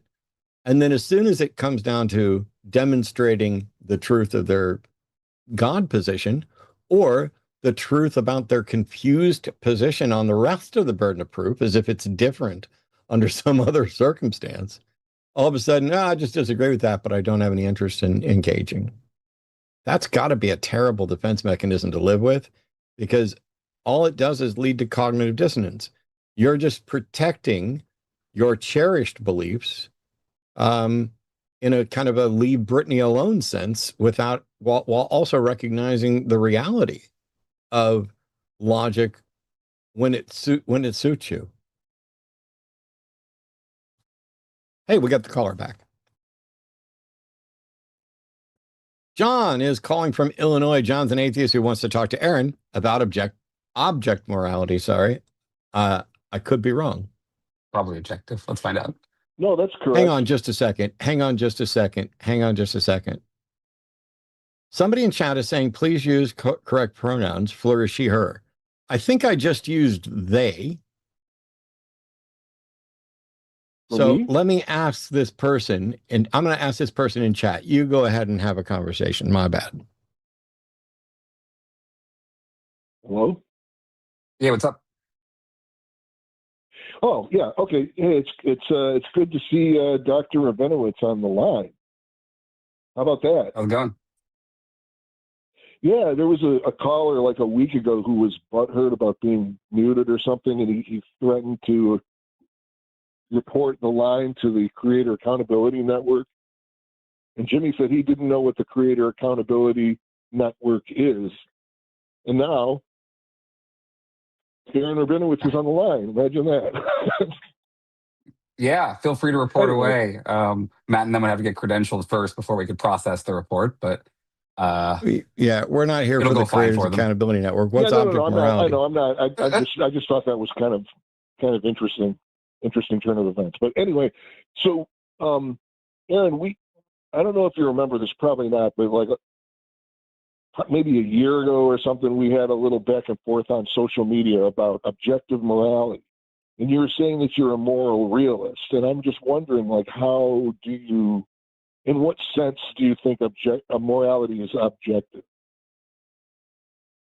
Sure, yeah. I think it's objective in a kind of virtue ethics sense. I think it's objective in the sense that there are truths about morality that are independent of our beliefs about them. So, for example, all things being equal, you ought not to cause unnecessary suffering. That's a claim. I think it's a true claim. I think it's an objectively true claim. It's a claim about the universe in a complicated kind of way. Another example would be the Nazis were immoral. Like, I just think it's objectively true that what the Nazis did was very bad. And any argument that ends with the conclusion that what the Nazis did was wrong or not wrong would be a reductio ad absurdum of that particular ethical theory, whatever it was. Now, you can explain. Yeah, but that's still coming from your opinion, right? No. I disagree. I totally agree. No. I completely agree with you, of course, that what the Nazis did was abominable, but it's still coming from your mind. It's not objective. It's not coming from outside of all minds of the universe. It's not written in the universe. I would argue somewhere. It is. Yeah, so if you get into a debate in metaethics about like whether morality is invented or discovered, that's the kind of argument we're having here, right? You're saying we invent morality. I'm saying we discover morality. I think it's a little of both. I think, like, okay, so morality comes from if it's both, then I win the argument, right? because as long as discovered is one of the things on the table, then morality is objective. Well, we discover things about ourselves, about other people, about, like, the human condition, and we come to understandings about maybe people that we don't, other cultures or whatnot, and that informs our decisions. It's like, I kind of like, I'm not a big fan of Sam Harris, but I think that his take on morality, me neither, and his metaethics is terrible, so let's not bother. Well, he's a terrible person, but he also, like, in his book, says metaethics is pointless and you shouldn't do it. So he's not a good source for metaethics. In his book, The Moral Landscape, he says metaethics is boring and you shouldn't read it. So he's not a really good source for metaethical arguments, would be my view. So, like, here's the idea, basically, right? It's been a while since I read the book. Let me ask you this, right? If everyone in the world got together and voted that it was okay, that it was moral to torture puppies or Matt Dillahunty or any... It doesn't matter how many people. That's irrelevant. It's the fact that it originates from mind. Is what right, makes but this is a good test about objectivity. So it's not that it originates from the mind. It's that we use our minds to gain access to the truth, the same way we do physical laws. Yeah, right. You can say that our physical laws are technically from the mind. Because there are always going to be people who don't agree with it, and you can't really prove conclusively that one thing is. But that's a separate question, right? It could be the case. So let me hold on a second. Let me make a point here. I just want to distinguish some things here, because we don't want to conflate things. Okay. So it could be the case, for example, that objective morality is true, right? There are objective moral truths in the world, but it is impossible to convince everyone of moral agreement. Yeah, right? This is called the argument for moral disagreement. I mean, I don't think it matters how many people. I don't know why the number of people has anything to do with it. Because if your view is that morality is subjective, then it has to be the case that it is coming from either the beliefs of one individual or multiple individuals. Sure. Regardless of how many. And what I'm saying that makes it subjective. But that's the only alternative to it being objective. So, I mean, for example, I don't see slavery. Any demonstration that it's objective.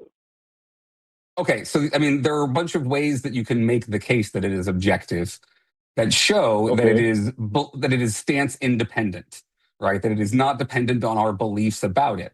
One of them is the kind of hypothetical that I just put forward, that everyone comes together and votes hypothetical. Another one would be, think of something like slavery. Let's say there was a time in human history where everyone in the world thought slavery was moral. Everyone thought that it was God's divine plan. Okay, even the slaves, right? Even the slaves, yeah. Even the slaves thought it was moral. That's how legitimizing myths work, right? Would it still be immoral? That doesn't make it objectively moral. No, it doesn't make it. Right, it doesn't make it good. Right, I think we can still say it still doesn't make it objective, and I don't think there was ever a time where slaves. I don't think there was. I'm giving another hypothetical.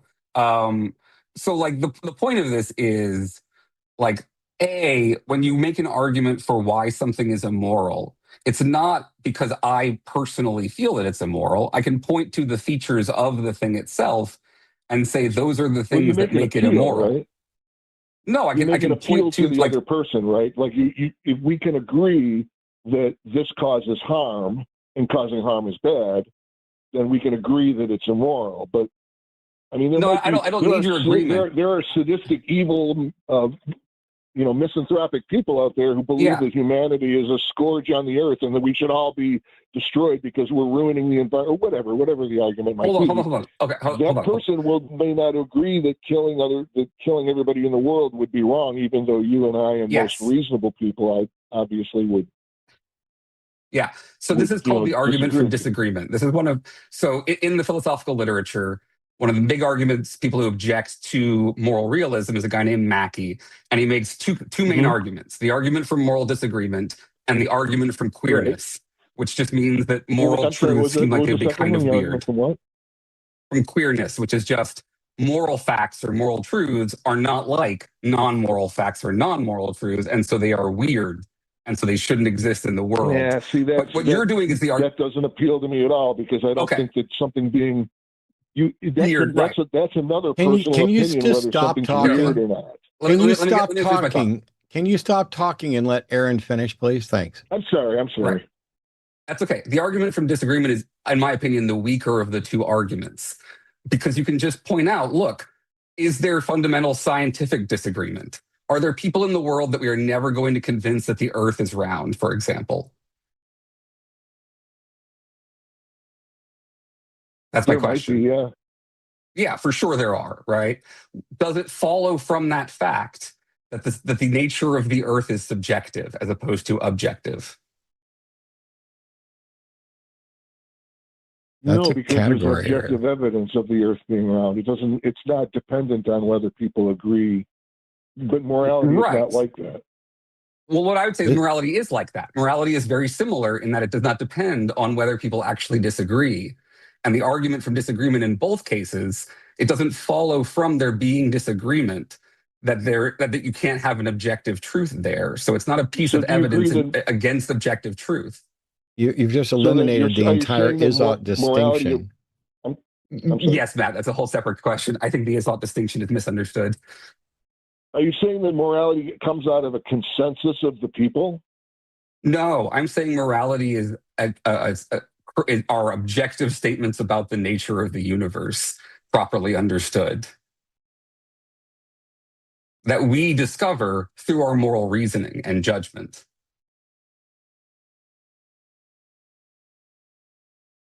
I still would need a demonstration of that.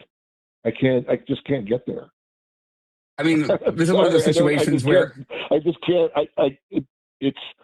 Can you define what you mean by a demonstration in this context? We agree very strongly on, like the Nazis. That's a real easy one, But like when you get down to like very fine details, it all falls apart because everybody has different opinions about all these different things. And do you think that people can be wrong about morality? Let me ask you this. Do you think that people can be wrong about morality? From my opinion, I think they can, yeah. In my opinion.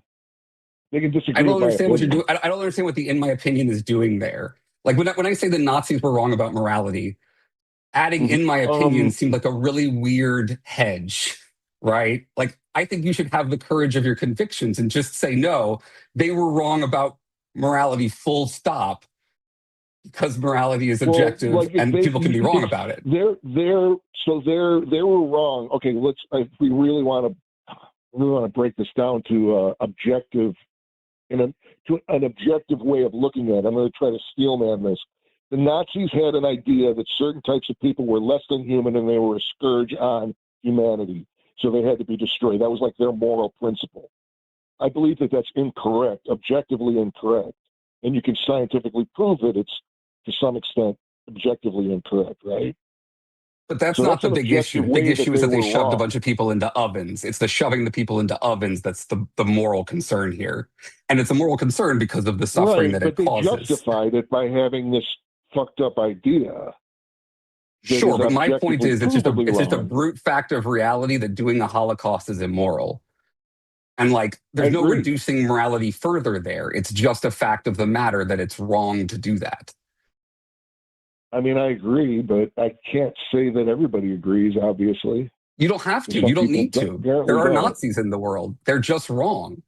What I would encourage you, like, this is the joke that I do with people sometimes when I give talks about this for atheists. I'm like, what you're running up against is more of a psychological block than an argumentative block. There's no argument here. It's just, it feels weird to you to say morality is objective, maybe. And what you might want to do is just repeat to yourself over and over again, the Nazis were wrong, they were objectively wrong, until it feels less weird. I already believe it. I don't think that's going to help. I mean, what I would need is some type of a proof that, I mean, I understand What that kind they of were proof? So here's my wrong question. You keep talking about proofs and demonstrations. Rationale for what they did. And I think that what Can you they give me an did idea of what you was mean by a morally proof or wrong, a and that's two different demonstration? things. I'm sorry? I'm just going to be chasing shadows if you can't give me an explanation of what you mean by a demonstration or a proof. Okay, the previous caller was talking about the color blue, right? Sure. And can you prove the color blue? Well, we can define the color blue like different world organizations like ANSI and have actually definitions on what range of wavelengths of light, of visible light, are the color blue. And that's objective because it's written down. It's, you can't argue with it. Even if I see the color red, except for the fact that there's no objective true color blue and people don't see the same color. You're talking about something else now. That's not blue. You know what I'm saying? A, morality is not the same as color, and B, there is no objective blue. Right. Well, no, there is. It's objective if it's been determined, and if you go by that framework, then that is the definition of blue. This wavelength, that would be a constructed is the definition of the color blue. Does it? It's still objective. It's just not. There's no intrinsic blue. Right. So that's a constructed the rules of chess account, were the rules of chess were arbitrary and invented, and so was saying this is the particular frequency of light that we're going to label as blue under this ANSI standard or whatever else. But once you have that, you can then evaluate things objectively to that standard. The issue here is, what is the objective standard? We got one for blue. What's the objective standard for morality? So there are several moral truths that I think are objective that sit in tension. So, the difference between morality and chess is it doesn't actually, there's no better or worse rules for chess in any real sense. I mean, you can choose to prefer some rules or other rules. Right? No, what I mean is, you can choose to prefer the standard rules, or you can choose to prefer some house rules that you make up. It doesn't matter ultimately. There's no. It does matter though. Okay. Because if the goal is to determine a good game, and a good game is one that doesn't, for example, result in white winning every time with perfect play, then the rules in the game are going to impact that. If you set a goal, then you can measure which rules are better based on that particular goal. Yeah. My point is, the rules of morality are not like that. There are better and worse rules for morality. They are, they have various features that make them better than other approaches to morality, such as consistency, but also they produce better outcomes. Better outcomes for who? Ideally, better outcomes for everyone. That would be the idea. Why is a better outcome for everyone the correct moral position? Yeah, because I think if you look at moral foundations, why is a better why is a better outcome for everybody the correct moral position? Yeah, what I was going to say is, because I think if you reason your way towards the moral foundations, the best moral foundations are ones that will lead to egalitarian approaches to ethics, for example. Okay, but you haven't given me a foundation. You just told me what you think. So a foundation, for example, would be all things being equal, you ought not to cause unnecessary suffering. Or all things being equal, you ought not That's to. not you ought to answering the promote question flourishing. either. Why do you say? Why? So you want to declare X is good. Yeah. Why should I care about X at all? Okay, so that would be a separate question rather than a grounding question. That would be, psychologically, why should you be motivated to care about the thing? No, I'm saying I don't consider that. You might say X is good, and I say I don't think that's good. And you're like, well, it is. And I'm like, okay. So, for example, yeah, the propagation of the human species. What if I don't think that's a good thing? Then we would debate sort of the costs and benefits of the propagation of the human species. Yeah, but if my foundational thing is that we should go extinct. I mean, do you want us to go extinct because you have some other goal in mind, or do you just intrinsically value us going extinct? I don't think there is any intrinsic truth to our continuation being by definition good. I think that it's all contingent. By the way, I also buy into a version of objective morality, but not the way you're describing it. And sure, I'm guessing you're probably more of a constructivist. How about this? Would it be moral to wipe out the mosquito that carries malaria?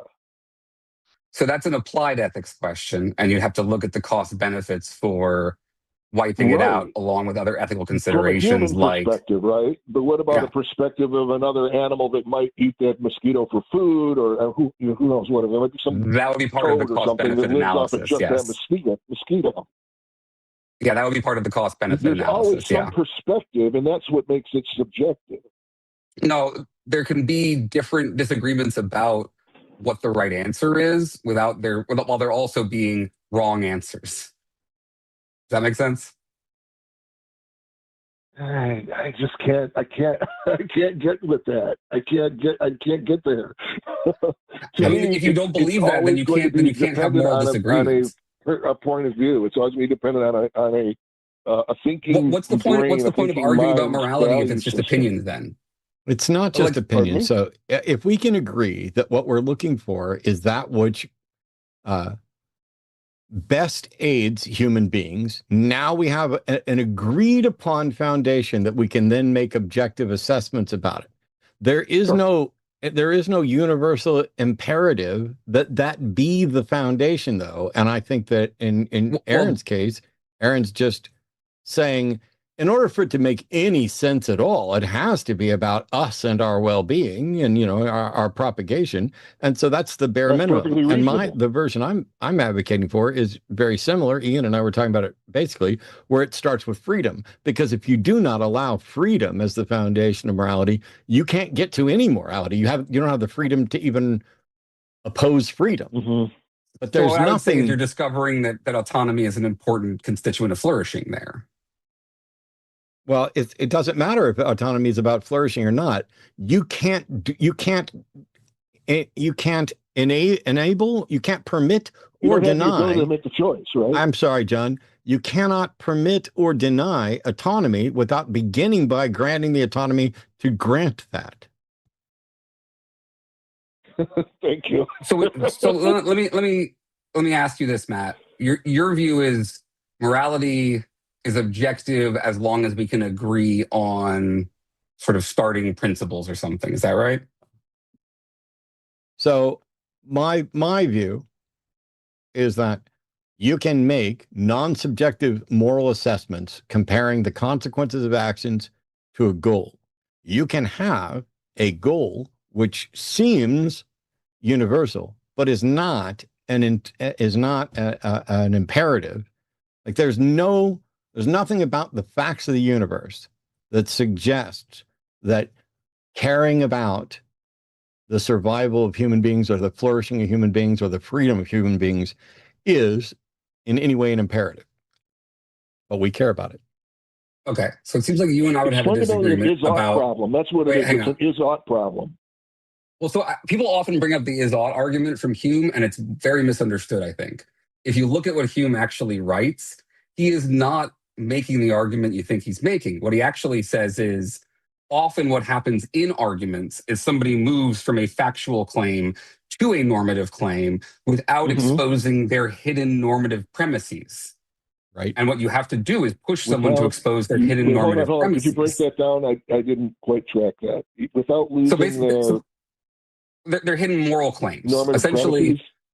Right. If I say, that counts as slavery and therefore it's Mhm. wrong, there's an implicit premise in there that slavery is wrong, right? Right. So that is Right, the yeah. problem that he is raising there. I don't think you actually can read Hume. I would say that, in my opinion, the best reading of Hume is that he's actually also a moral realist. He also thinks that there are better and worse objects of moral sentiment. He just wants people to be explicit about their moral commitments. So to bring it I back mean, to the that's goals still thing, I thought that it that's was that still you a cannot, you subjective can't just take foundation. the facts Well, no, of so the to bring it back to universe the and morals. then argue that because these are the facts, then they're therefore correct or right, morally right, or you can't get just my because whole things are the point way is they are. That doesn't mean that's the way they ought to be, and the other the way core around too. If claim things, just to come back to the core claim of moral realism here. All I'm saying is it is wrong or right to do certain things, no matter how much you personally or any individual personally, God or otherwise, believes differently.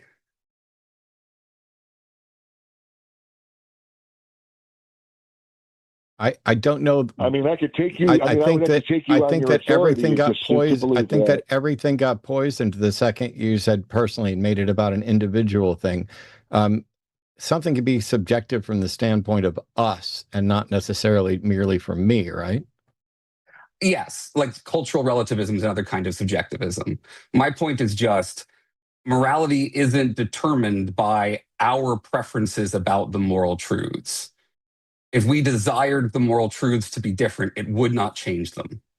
So if every living human, for example, desired to end humanity's existence and considered that to be a moral good, you're saying that wouldn't make it good?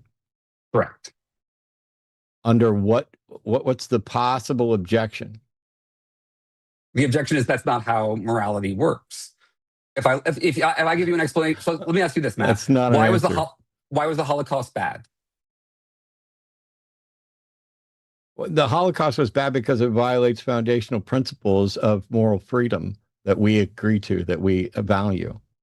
Okay, so it's not because I would argue that yes, it violates freedom, it causes suffering, those kind of things, right? Yes, and that's those are bad. things we object to.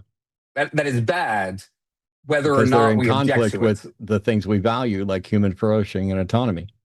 And I would say it the things causes we a should huge value. amount of harm for that's no what good. I'm sorry, John. Balance it. I'm sorry. Yeah. So you're saying that's what we should value.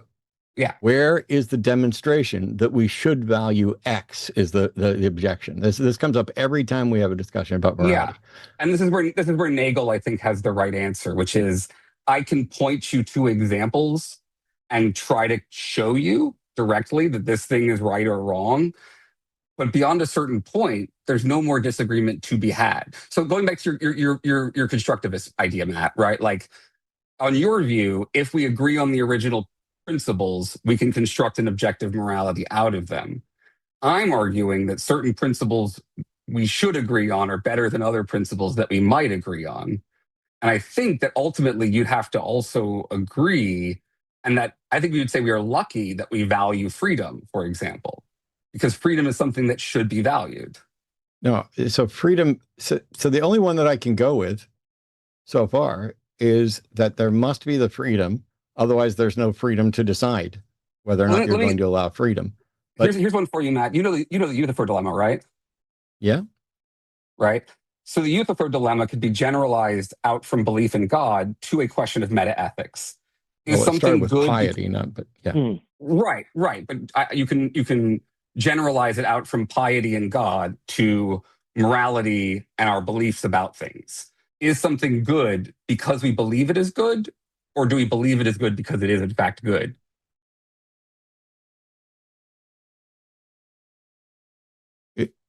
So it's an assessment that we all each individually make, right? John, I'm going to let you go. I'm sorry. I'm just okay. All right. Thanks for you guys. Take care. For entertaining my question. Thanks for bringing up some metaethics. So the dilemma being, is something good because we say so, or do we say so because it's good? And I would say something is good because we say so. Because the notion of good, the notion of ought, the notion of should, does not exist in reality apart from a concept. It requires a value. You have to value something, and value is an act of a mind. If nobody valued anything, there could be no morality because there's no comparative to I would argue that evaluate. there'd still be morality. We just wouldn't know about it. So we wouldn't have access to it. So here's where I would say, how could there be a morality if there's not a mind to know it? If it's a concept? Because if it's a truth, then there are truths that can exist even when there are no minds to recognize them. The speed of light exists before there is any mind to cognize The it, speed for of light example. is a physical fact of the universe. It's not a concept. It's a concept in that it's a description of the universe. No, it is. It is an a idea. Physical fact that we But describe. it's not a real thing the that fact that exists in there's the a world. concept about it doesn't make it a concept.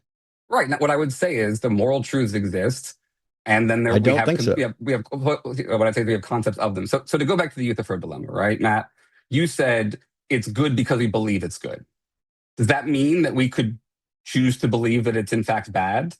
I don't think we choose to believe anything. So that phrasing already kills everything. I don't, you don't think anyone ever chooses to believe anything? No, doxastic volunteerism I reject hard, full stop. Okay. I mean, I think people, like, insofar as I believe that anyone chooses anything in our world, I do think people choose their beliefs to some extent. I don't think anybody chooses their beliefs. As a matter of fact, I think it's absolutely impossible. A belief is the state of being convinced of something, and you're not in control. You can't just, hey, I'm going to decide right now that I believe I can flap my arms and fly.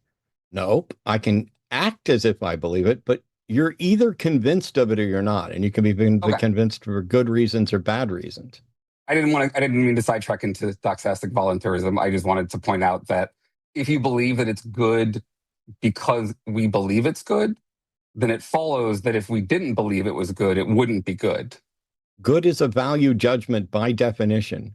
Good and bad. What I'm saying is it follows from your view that if we didn't believe that the thing was good, it wouldn't be good, correct? Correct. Okay. So if we didn't believe that the Holocaust was bad, it wouldn't be bad. Correct. Okay. That's a reductio ad absurdum to me. Where's the absurdum? I mean, I think the absurdum is the morality of the Holocaust is independent of our beliefs about it. And we know that because it's bad, because it involves suffering. So if we lack the values to assess it. You have an entirely circular argument there that is all tied up in how you feel about it. And I agree with you. I don't think it's circular. I think absolutely circular. What is the foundation beyond you don't like it? The foundation is that you can have these moral truths that are defensible, that are coherent. You're just asserting that it's a moral truth. You're not demonstrating it's a moral truth. Okay. What if somebody thought it was a moral claims good? That I believe are that like I think you can show are true. That you can show there are no arguments against them and there are good arguments for them, which is the best you can do for an argument like this. Like, what other demonstration could there be for a conceptual argument besides here are the arguments for why this is true, here are the arguments for why it's false, and those are not good because X, Y, Z. That's all there is.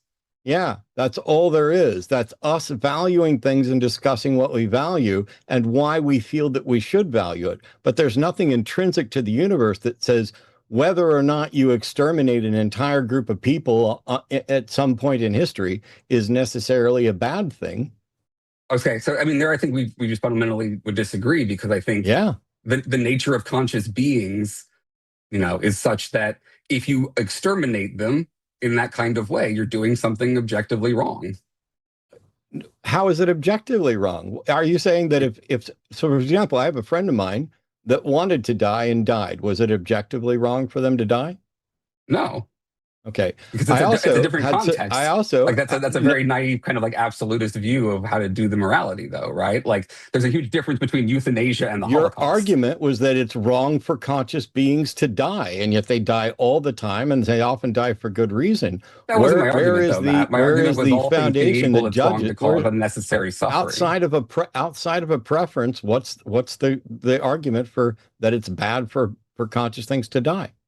I think it's just a fact of the matter that to cause unnecessary suffering, to deprive an individual of flourishing is bad. Like when you understand the Yeah, concept as of soon as you suffering say and that you think flourishing, it's just a fact of the matter, you've given up the argument. You're not presenting any case. You're just saying it's so. It's I literally mean, circular. no, You are no, asserting it. like, You are asserting it and then asserting that you're asserting it. so the problem I think we have is I can tell you what the claims are, and then you tell me what's the arguments for them, and then I give you arguments for them, and then you tell me what are the claims, and then I go back to it creates a circle because there's No, it nothing else to be doesn't. said Your besides the claim is that arguments it's and the claims. wrong. Your claim is that it's wrong for a conscious being to die. And my That is question not is what I why? said all things being equal, it is wrong to cause unnecessary suffering. That's why I put Actually, all of that's not those. what you said, but okay. Sure. Or I said, for example, the Holocaust is wrong. And the Holocaust is wrong because it causes a bunch of suffering by killing a bunch of conscious people, right? I agree that the Holocaust is wrong, and I agree it's wrong because it causes a bunch of suffering.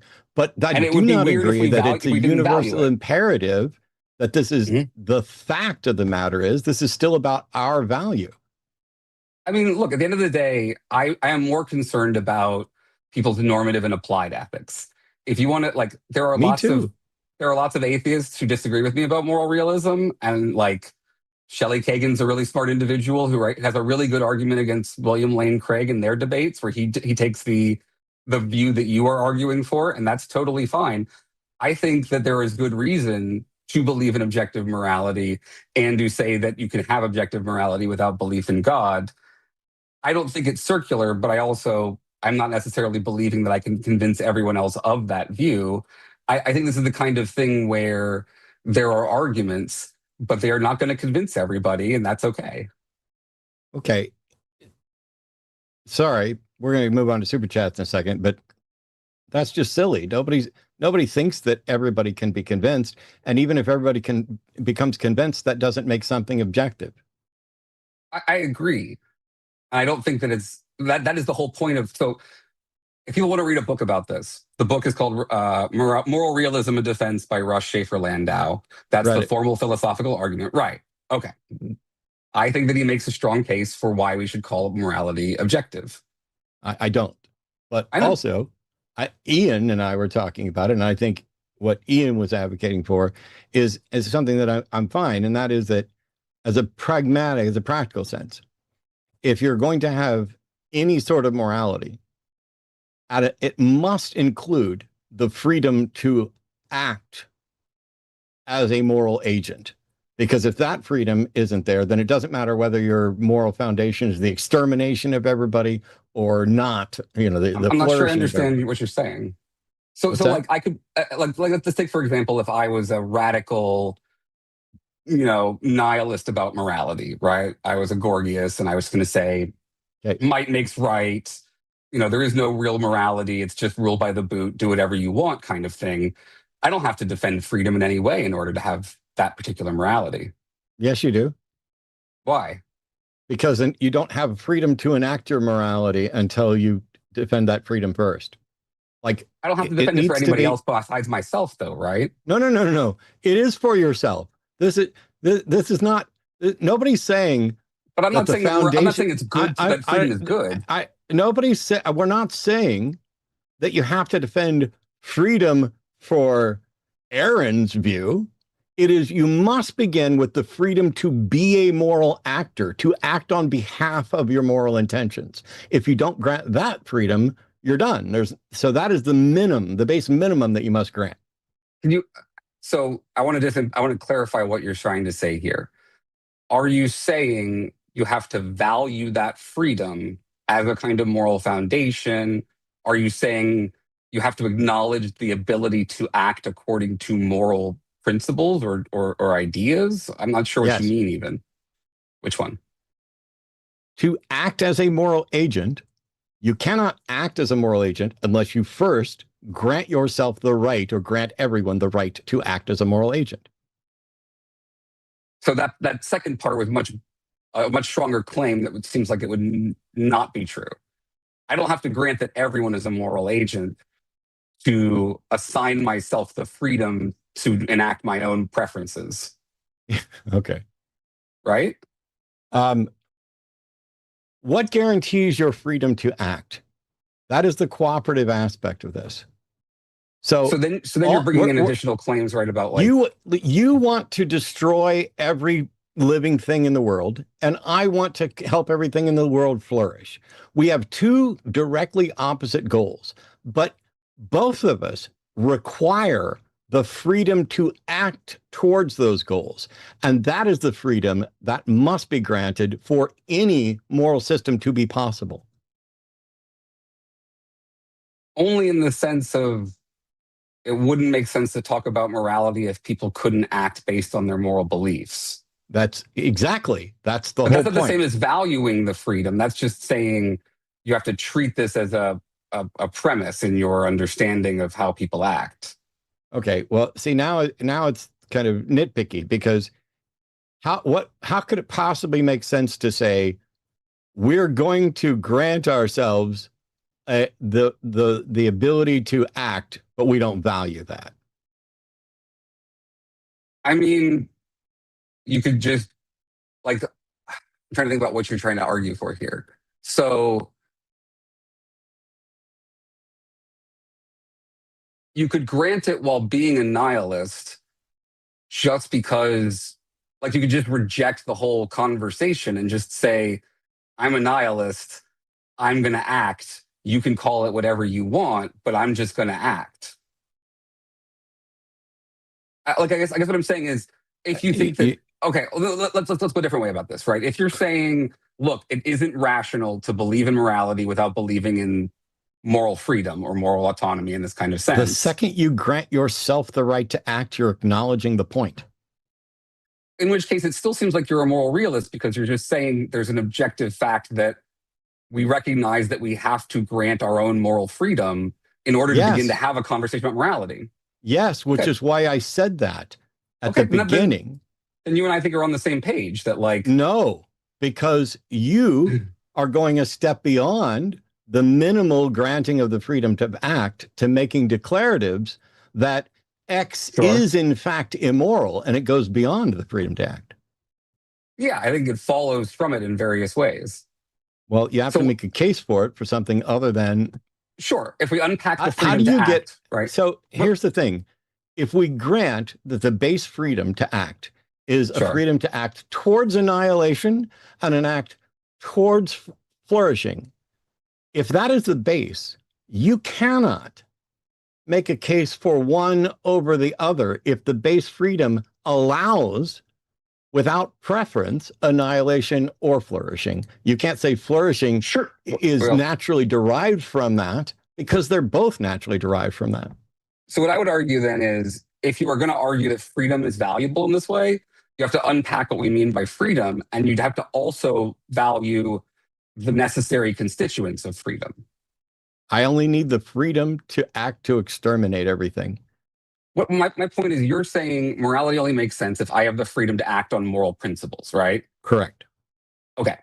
If, for example, I am being constantly violently coerced into slavery, my freedom to act on moral principles is severely constrained, if not eliminated, right? Not relevant. Why not? Because we're talking about the foundations of morality, not some specific situation. My point is, I was giving an example of how if you actually unpack the idea of freedom, it's going to be thicker than just a volitional will. You have injected your preferences about freedom on top of. So we begin with the freedom to act, and that freedom to act could be towards destruction or could be towards flourishing. You would like it to go toward flourishing, and so would I. The difference between us is you think there's some kind of moral truth that leads to that, and I don't. Because the baseline just allows you to either go towards destruction or flourishing. Neither is preferable from a universal sense or from an intrinsic sense. They are preferable to us. Like flourishing would be preferable. I think that I would want to make the Kantian move then and say, if you value freedom in the way that you do, it necessarily entails valuing other things. Okay, you smuggled it in again. I mean, I don't think it's smuggling, I think it's entailment, but that's okay. You smuggled it in again when you say value freedom in the way that you do. Yes, you and I value freedom in that leads to more because we're adding our own preferences to it. I thought I solved the Izzat problem ages ago. I think Kant's argument would run that even if you want to buy your account of freedom, it necessarily requires valuing certain other things that would make it irrational. So here's one way that Kant runs the argument, right? If you value freedom, you can't also value annihilation of everything as an end in itself because you are contradicting yourself. No, I'm not. If you annihilate everything, you've undermined your own freedom. No, I only valued the freedom to act towards destruction. Okay. Then that seems different than what you're describing. What you seem to be describing is valuing freedom itself. It's the freedom to act. The direction, it's like handing someone a gun and saying you are free to aim this gun in any direction you want. And I want to aim it over there at that billy goat, and you want to aim it at the soft target. And you think that that is a better world. And Matt would agree with you, but other people don't have to agree with that. And other people can turn the gun back on themselves as a course of freedom, ending their own freedom as well. This is just the baseline of you have to have the freedom to act. That doesn't tell you, there's no imperative from the universe that you must act towards this goal. That's what we inject into it. And fortunately, we tend to inject the same or similar things because I'd like to keep living. Yeah, and I think that the existence of other conscious beings, for example, instills in me an obligation. I'm fine with that, but that's not an intrinsic aspect of the universe that declares what is good. That's the reality of who we are and what we prefer. As long as how do you value things without value? I'm happy. As long as we can agree it stands independent, I'm happy. Well, now somebody in chat saying I slipped into theist mode, and I'm like, not at no point have I done that. But hey, let's we've got super chats that we can actually get to. And before we do that, huge thank you to everybody for calling and everybody else, and to Aaron for having a conversation I don't get to have often enough. This book has the worst forward of any book that you're likely to read. I know because I wrote it, but in reality, Promise has written a great book here called Gospel Lies, Surviving and Resisting Evangelical Extremism. I'm hearing myself echoed back at some point, but I want to make sure you guys were. What's that? Check Discord, please.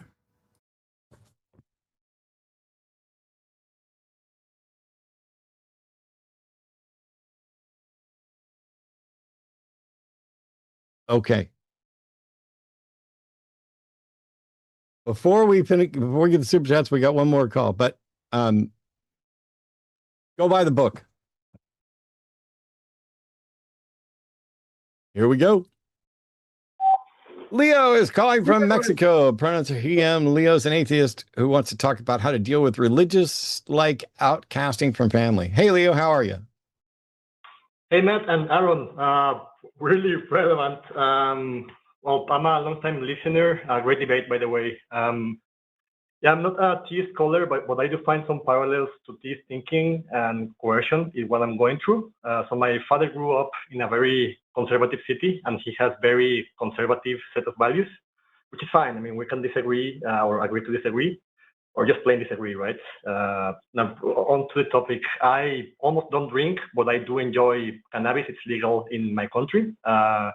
And my father sees that as completely wrong because of the values he was raised with and his opinion of the few friends he has that openly smoke. And I'm noticing a parallel here to religion in the way he tries to exercise control over me with the threat of outcasting me or cutting out support. I do value him a lot and would prefer not to lose his support, but I also see that as a threat.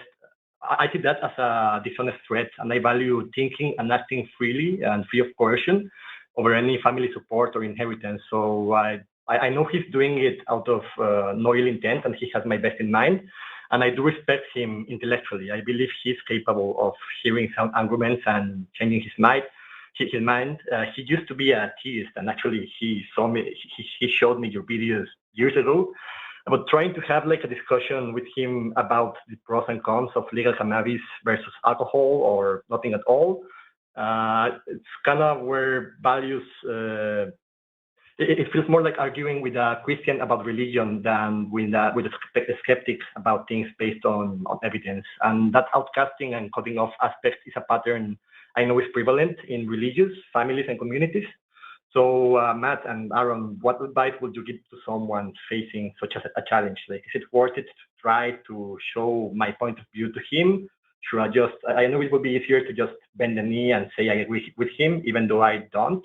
Luckily, I'm able to be independent and not rely on his support. But it's still hard, to have a family member that I know is capable of changing his mind, having this disagreement, and him, instead of engaging in actual arguments, he's using like religious-like strategies. And when I call him out on it, he's like just denying it. So until what point is it worth it to try to continue engaging with someone that's trying to coerce you with outcasting and things like that? What's the primary point of disagreement? So we disagree in a lot of things, but in this particular case, he sees legal cannabis use as, I'll just describe it as sinful in the sense that we disagree on it. He thinks it's not Hey, great. Leo. Yeah. You're like almost 30, right? Yeah, basically. And you're arguing with your dad about weed? Yeah.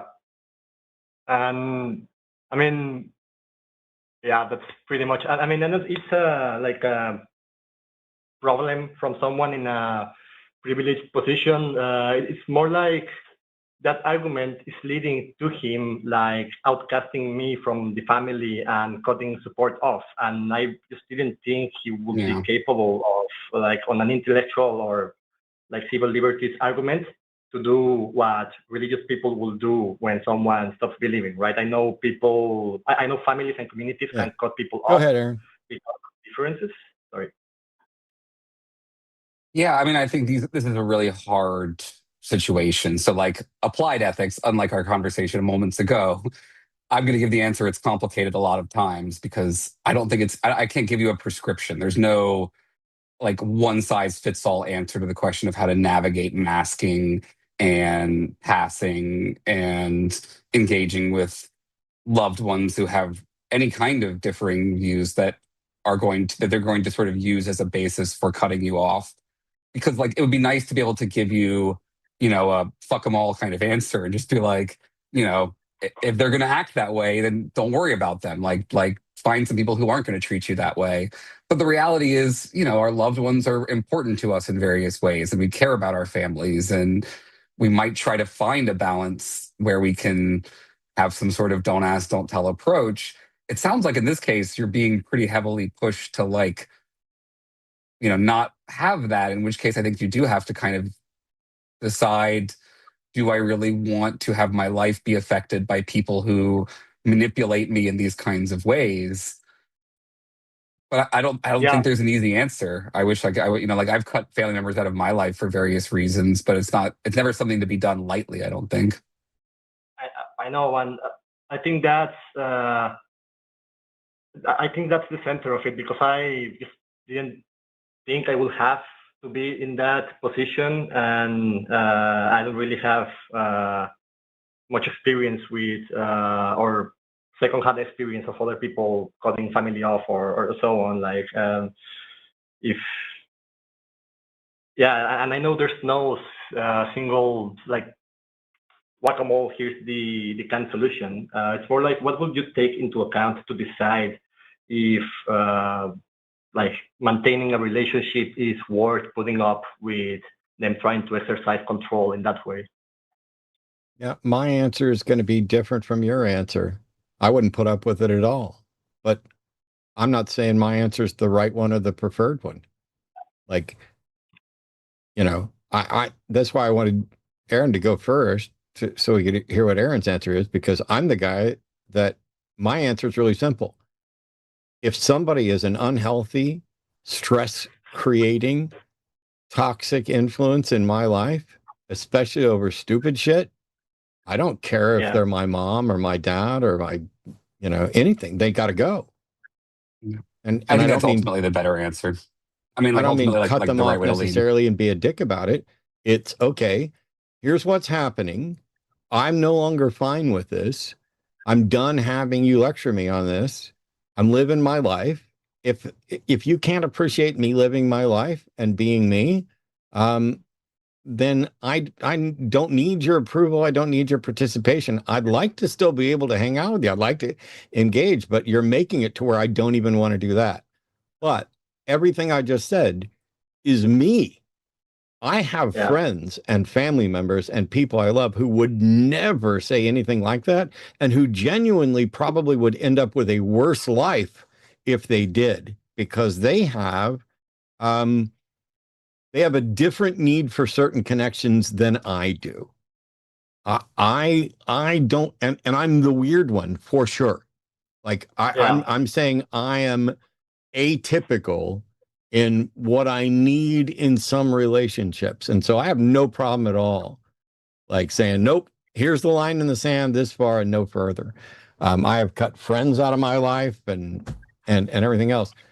But like I'm saying, Leo, this is why I'm reluctant to give advice, because what makes me happy and might make my life better, what might make my interactions with people less harmful to me, might do the exact opposite to you. I mean, you could be sitting there heartbroken about not seeing your dad every single day for the rest of your life and be pissed that some, hard-hearted jackass like me dared suggest, that. So really, you're going to have to decide how much are you going to cry about it.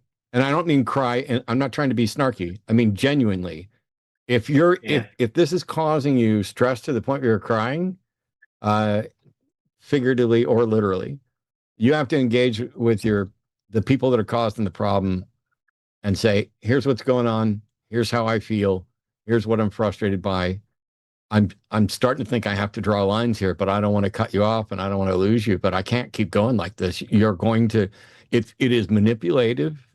It is, you are doing harm to me and you don't even realize it. I get that you're trying to do what you think is best, but you're not listening to me. You're not evaluating evidence. You're just preaching and you're just being controlling. And it feels like you're, you can't realize that while you'll always be the parent, that doesn't mean that you're, governing my life or responsible for it. You got to let go.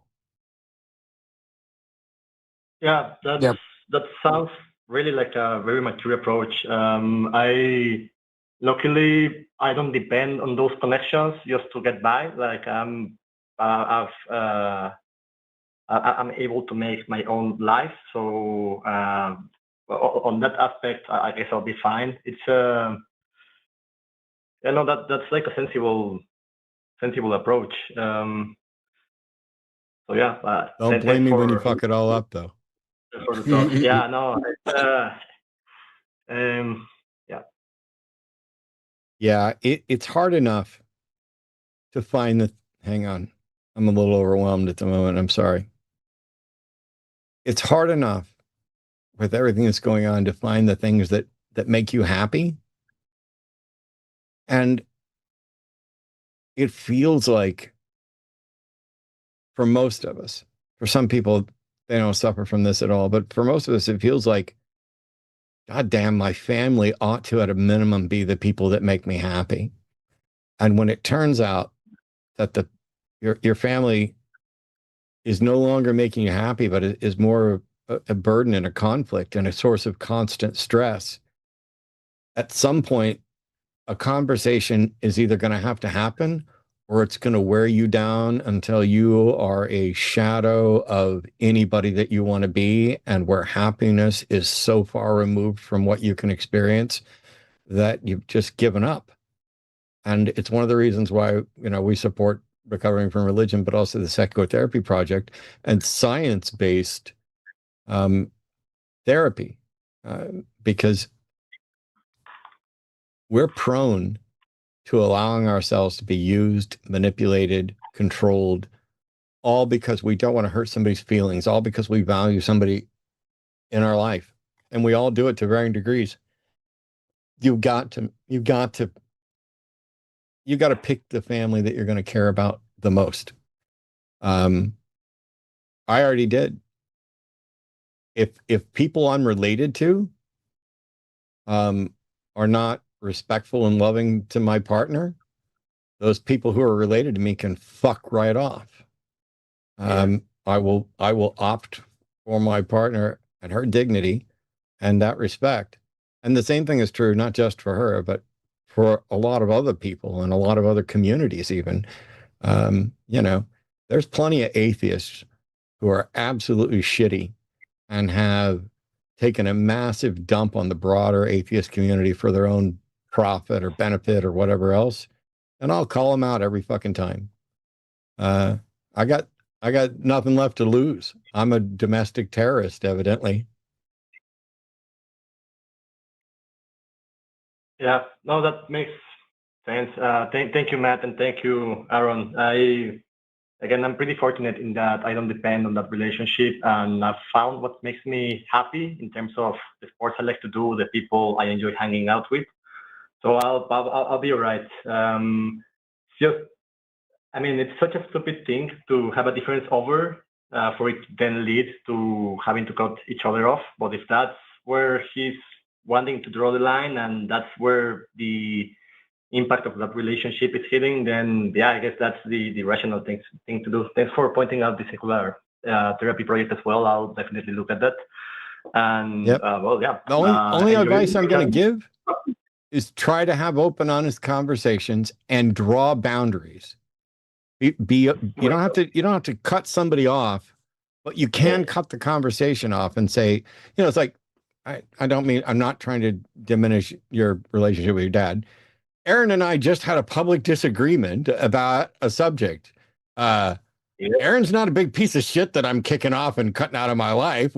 We're almost on exactly the same page, but that same type of thing can happen even if you are seriously close to somebody, if they're, if Aaron and I were, give me another hour, brothers Matt. or whatever. I can get you there. I'm pretty sure I could get you there in another hour. I can fix you. We'll fix it another time. I can get you to the point where you're coming out of your life, not to the point where you're a moral realist, just to be clear. But anyway, yeah, Leo, go ahead. And I interrupted just to go ahead and finish that up. But I just want to make sure you need to draw some boundaries and you need to get better at communication. But that comes from knowing what limits you're comfortable with. Yeah, that all makes sense. Really, it's I'm fine with calling limits, with placing limits, and if they're not willing to respect that, then I'll get more distance. Again, it's.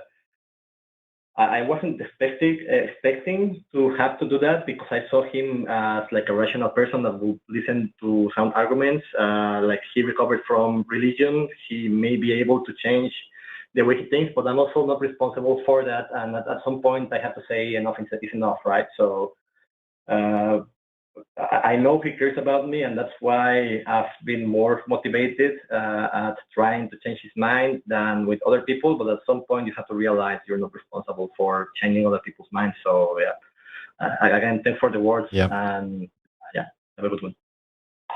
Thanks, Leo. Appreciate it.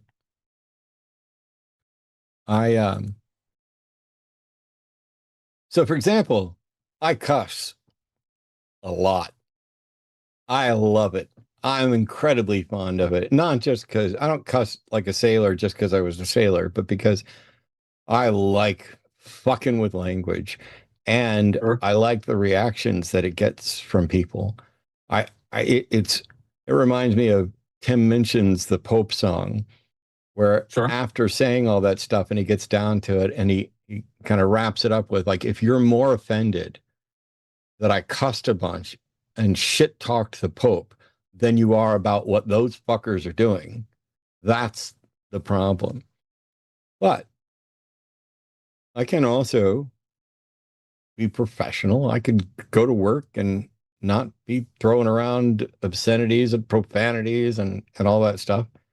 And I don't think my mom, I don't think I've ever dropped an F-bomb in my mom's presence. I have in my dad's presence. Literally, I talked to my dad this morning and threw one out on the phone. And I know I did because my relationship with my parents is different. And I know I'm 57. And when I say something, we were just talking about a reptile expo, and I was like, there's no way I'd take my fucking snakes to that expo given what I saw. And I know what I said because immediately it's like, oh, you just you just dropped the F-bomb in front of your dad. And I'm not that bothered around, my dad. I've never heard my dad drop an F-bomb, but my brother has. And so we have these oh, I heard dad say this. Whereas, if I'm hanging out with my friends, nobody notices. And if you're watching Gen V? Gen V seems like it was written by someone who just got out from underneath mommy's thumb and wants to drop as many F-bombs as possible, like putting them in, syllabalizing them, and, ooh, look, I'm a big kid now and can say whatever. And so you just got to figure out what the boundaries of those relationships are, because they're going to be different. Trust me, my mom calls into the show. She's never gone into the show, but she's going to get whatever she deserves as a defender of whatever her views are. But outside of there, you're not going to get me to talk shit at my mom about believing in Jesus. We've had those conversations. Right. Anyway, Aaron, before we get to supers, anything else you want to be wrong about? I'm kidding. No, I mean, I hope people understand that, this, especially from a philosopher's side, this is a normal conversation. This is not a heated debate. This barely even rises to the level of an argument. This is just what we do. And it's totally fine.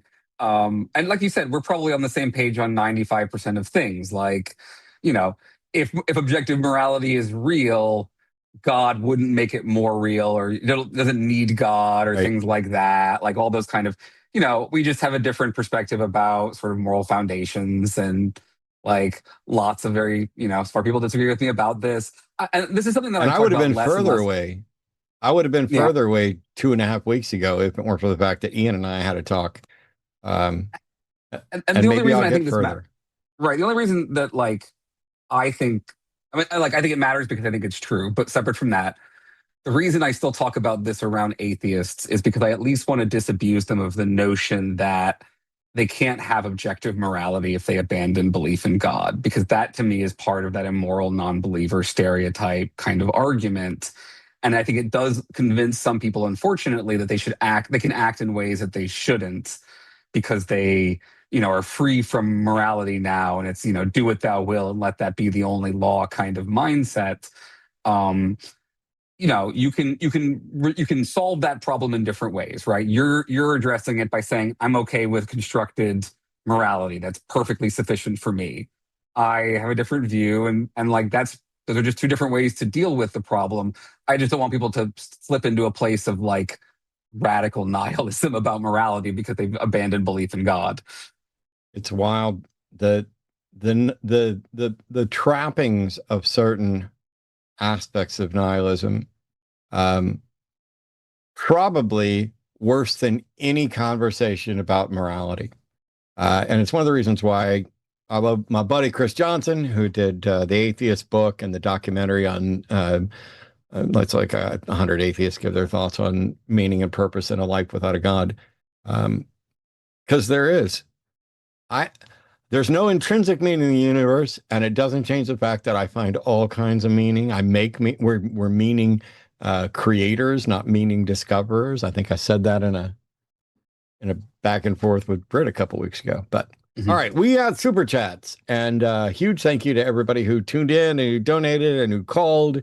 And I think, well, we'll do one more thing about Promise's book at the end. But here we go. If you can see these, well, I guess we'll just alternate, and I'll start with Greg Markowski. You got in first. Good to see you, buddy.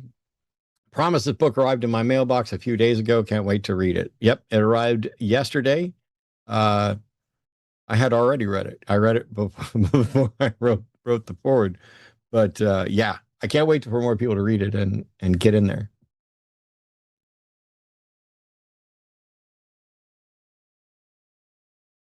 Can you see these? Mm-hmm. Oh yeah, do you need me to read one? Yeah, we're just going to alternate. Oh yeah, absolutely. So this is from The Atheist Mechanic. Hey Matt, enjoyed the book so far. Been having a bit of a rough week. My mom saw the book laying on a table, shook her head, and said that God was punishing me for my atheism and buying the book. What was the punishment? Existing in this timeline, I guess. The punishment was you having to read the forward. No, it's one of those things. By the way, thanks. I'm watching people react to the mere presence of a book. And this is why I'm glad we had Aaron on tonight to talk about what we talked about at the beginning, which is Aaron was reviewing a book written by a couple of or a bunch of apologists. And I don't think it would have bugged your mom, but I also don't think it would have bugged me. It's like this book, it says Gospel of Lies. What does promise mean? How do you even know maybe this book with this title and this thing and the graphic and everything could have been written by an active, believing Christian who's opposing some other type of Christian doctrine. It says surviving and resisting evangelical extremism. Maybe this could have been written by a queer-friendly Christian church that decided, like many of the others, to throw out more and more parts of the Bible and are saying, we object to these aspects of the Bible. It's not like anybody can say, oh, no, Matthew 5:17 and really needs to stay, but Matthew 5:22, that one is an abomination. It could have been written that way, but your mom knows you're a godless heathen. And so they go with the assumptions, and that tells you a lot about how people are going to process this stuff. It's not like they're open at any given point to consider what promise is saying in there. But the hope is somebody, somewhere, someday will pick up that book at the right time to be open to hearing what promise went through. And that's why we share. $10 from Joshua Everett. I'm manifesting great callers for the show tonight. You fucking failed. No, I'm just kidding. Let me know if it worked at the end. RIP Jimmy Snow Never Melts. Hashtag we Gary the Frame. Okay, you got me. I don't know the Gary the Frame thing. Yeah, got nothing. You got an easy one. Oh, $10 from Josh Bevan. Thanks. Thanks, Josh. $5 from Abstruse Glitch. Highly recommend Folding Ideas video on how Tradcast tricks physicists into being in a geocentrist documentary for a breakdown of how this happens. I think I know who you're talking about. I think I know this. I will look into that. Thank you. All right, Kaz, $20 from Greg Lisk 9408. Instead of this messy, unjust world of cancer, disease, and natural disaster, a just God would have simply put each immaterial soul into a simulator that tested their free choices fairly and equally. Yeah, so we just see the Roko's basilisk. Be fine. Although an all-knowing God wouldn't have needed to run it through anything. He'd have known before I ever made him. Yeah, when you were listing like the silliest religions out there, I still put Calvinism at the top of the list, by the way. It's funny. There was a pastor who reached out to me because of a prank caller to the Atheist Experience who claimed to be calling in from Austin Stone Church. And it was a fraud. But an actual pastor from Austin Stone Church reached out to me privately, and we went out to lunch. We had a couple lunches, and we had great conversations. And he was a Calvinist. And it was fun listening to him, how he explains his duty to evangelize and how he doesn't have any choice because he doesn't accept free will. And I'm, my views on free will changed in different ways, but to hear him say it was just absolutely wild, and it will piss me off forever.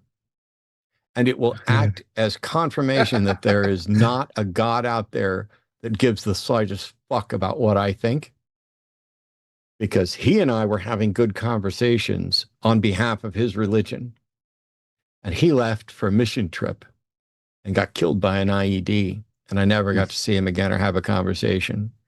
If there was a God that was in any way trying to use him to teach me something, fuck you. Yeah. That's why I like the problem of evil, is because the conclusion of the problem of evil is not God doesn't exist. It's either God doesn't exist, or if it exists, it's a monster and you shouldn't bend the knee to tyrants. Yeah. This was a young guy, a young pastor with a brand new kid, dead.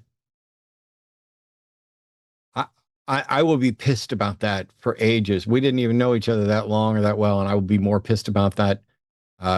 There's plenty of obituaries I won't mind reading in the near future. That one broke me. So fuck that God. $20 Canadian from Greg Lisk. Christian missionaries must either believe that millions of people are burning in hell because they didn't hear about Jesus, or they're dooming millions to hell by presenting the choice. Yeah. That is Weird. Is a scary thing. Were you better off never being told? Right. All right. $10 from Joshua Everett 9887. The only thing that is perfect is the hair of the werewolf drinking a pina colada at Trader Vic's. Yep. And his hair was perfect. All right. $10 from Space Barbarian 3484. What does perfect even mean? It sounds like an obtuse version of optimal, where the conditions for optimality are undefined. There's a conceptual perfect, and we generally recognize, at least in, I don't know, most philosophical circles, that these are abstractions that cannot be. So a perfect circle isn't something that exists, and the Platonic solids and forms are things that cannot exist. They are the ideal that is unapproachable, that we then use as the referent point to tell how close of an approximation we can get to these. And the question then becomes, when people talk about God being perfect, is God perfect in that way, in that he doesn't exist, but he's an abstract referent? Or is God just the closest thing to that abstract referent? I don't know. Anselm's asymptote. All right. Thank you, Space Barbarian. Yeah, this one, me or you? I've lost track. Well, I did this one. Okay. All right.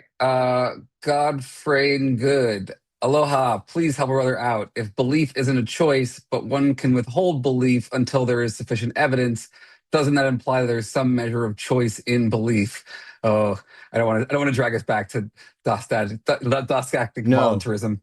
I will say, Matt, I am sympathetic to your view about a lot of beliefs. I do think we overestimate the degree to which we have any control over our actual beliefs. I just think that probably there is technically situations in which some people do, choose when there is insufficient evidence to go one way or to force them one way or the other. Oh, you can live in denial, and you can act as if you're not convinced when you are, and you can act as if you're convinced when you're not. And that's why a lot of these discussions about doxastic volunteerism, do you choose your beliefs? Are you withholding belief? A lot of it doesn't matter, because at the end of the day, my other contention is that people always, every single time, act in accordance with their beliefs, always. However, you can believe a number of different things, and when they potentially overlap, you may be acting on behalf, like, I believe it's wrong to steal, except when this circumstance. And so if you see somebody stealing, they're acting with a belief that they have prioritized over that other one. They still mean what they say, that generally this is wrong. or they may even engage in hyperbole and be like, this is always wrong. Well, except for this one little thing here. But when you say, if they're withholding their belief, doesn't mean that it's a choice. No, withholding belief is the way we describe the state of actively evaluating claims under the best standards and remaining unconvinced that it hasn't met the burden. You could become convinced for very poor standards of evidence, and we'd call it gullibility. I don't think that makes it any more of a choice. The thing you might be able to choose to do is train yourself to seek out better evidence and better standards of evidence. But that's not about the individual propositions. That's about the methodology. But Can I ask you a question, Matt, without possibly opening a huge can of worms? Is your view different between beliefs and actions on this front? Do you think we have more voluntarism about our actual behaviors than our beliefs, or are you similarly going to the extent that we can be said to have any voluntarism at all? Yeah, I think it applies to actions. And I'm not sure how much. Okay, just curious. I think we always act in accordance with our beliefs, but I don't think we're always aware which beliefs we're acting in accordance with. Sure. I don't think that we have, obviously don't think we have like libertarian free will. And I don't know that we have any recognizable free will. I don't know how free it is. We have will. Sure. Where that will comes from. Yeah. I'm not sure. I think there's a substantial difference between beliefs and actions on this front at this point. Just curious. At least then you would have to agree that people always act in accordance with their beliefs. So whether there's a difference between them, we're at least on the same page there. Right. Yeah. I'm a no free will guy as well. So we had no choice but to fight like cats and dogs. That's right. I have no choice but to argue about most of the things I argue about.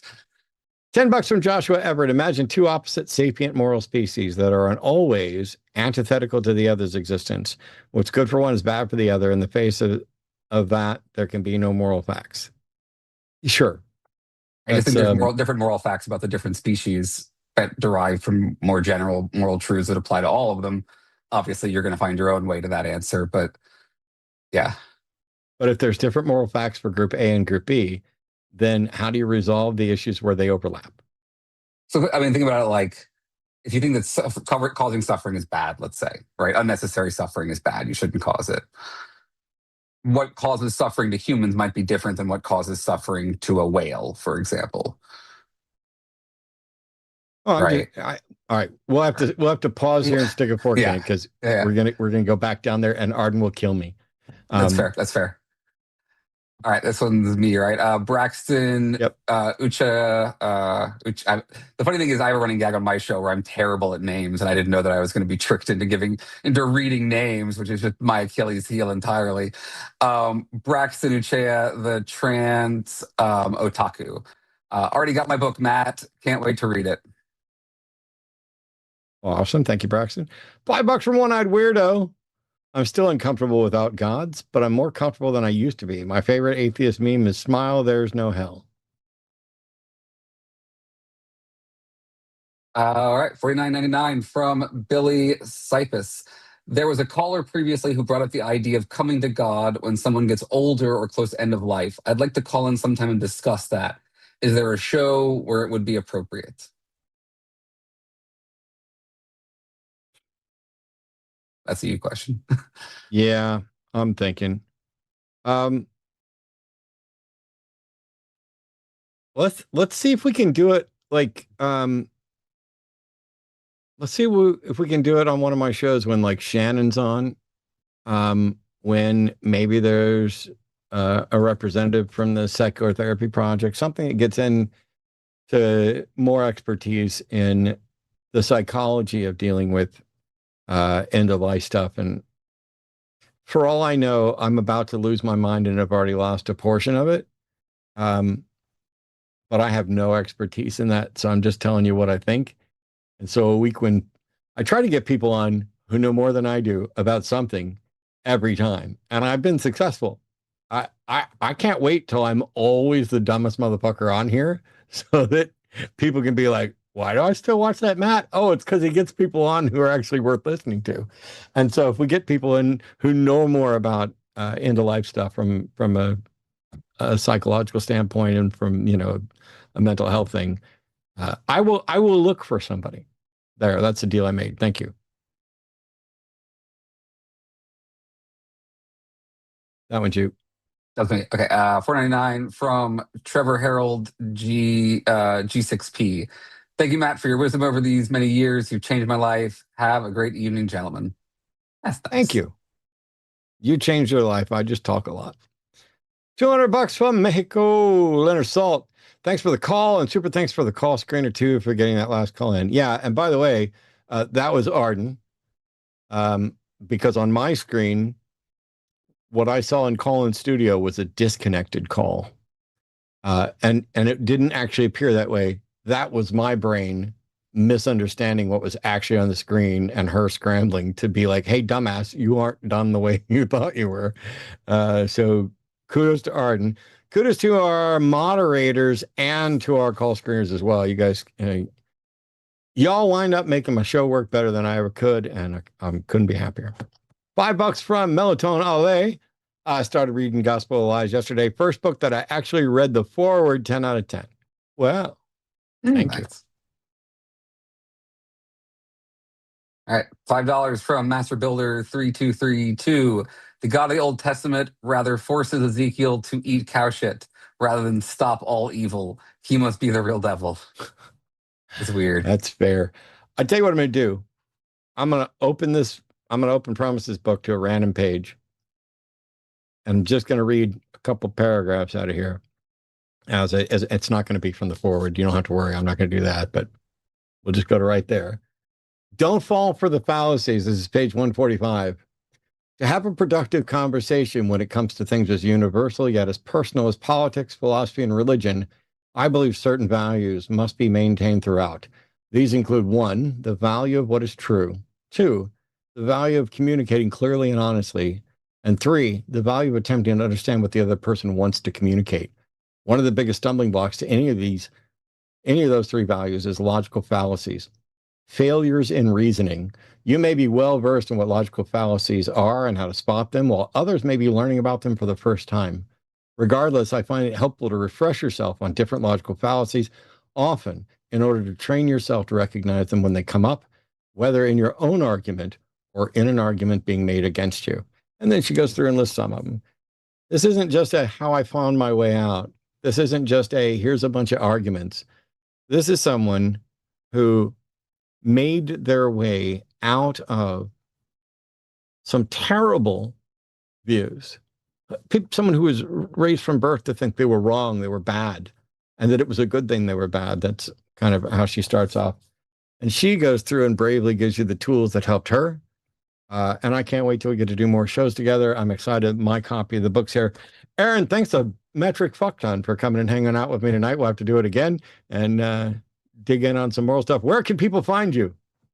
Yeah, I mean, thanks so much for having me on. I love, chatting about all sorts of topics. Folks can find me over on my podcasts, Embrace the Void and Philosophers in Space, over on Blue Sky at ETV Pod. And I'll mention I have a book coming out next year. Thankfully, it's not about moral realism, so you might actually enjoy it, Matt. It's about how everything is luck and how to understand the nature of luck in a way that breeds compassion and humility and empathy, and why, tangentially, things like why belief in God is harmful. It comes up in there. So, yeah. Well, best of luck with the book. Thank you to everybody for tuning in. Don't forget patreon.com/calltheline, linemerch.com. And there's other shows coming up all throughout the week, including Transatlantic Call-In Show tomorrow, and they will have a schedule update for you on all the other shows. So you have to tune in. You can't miss it.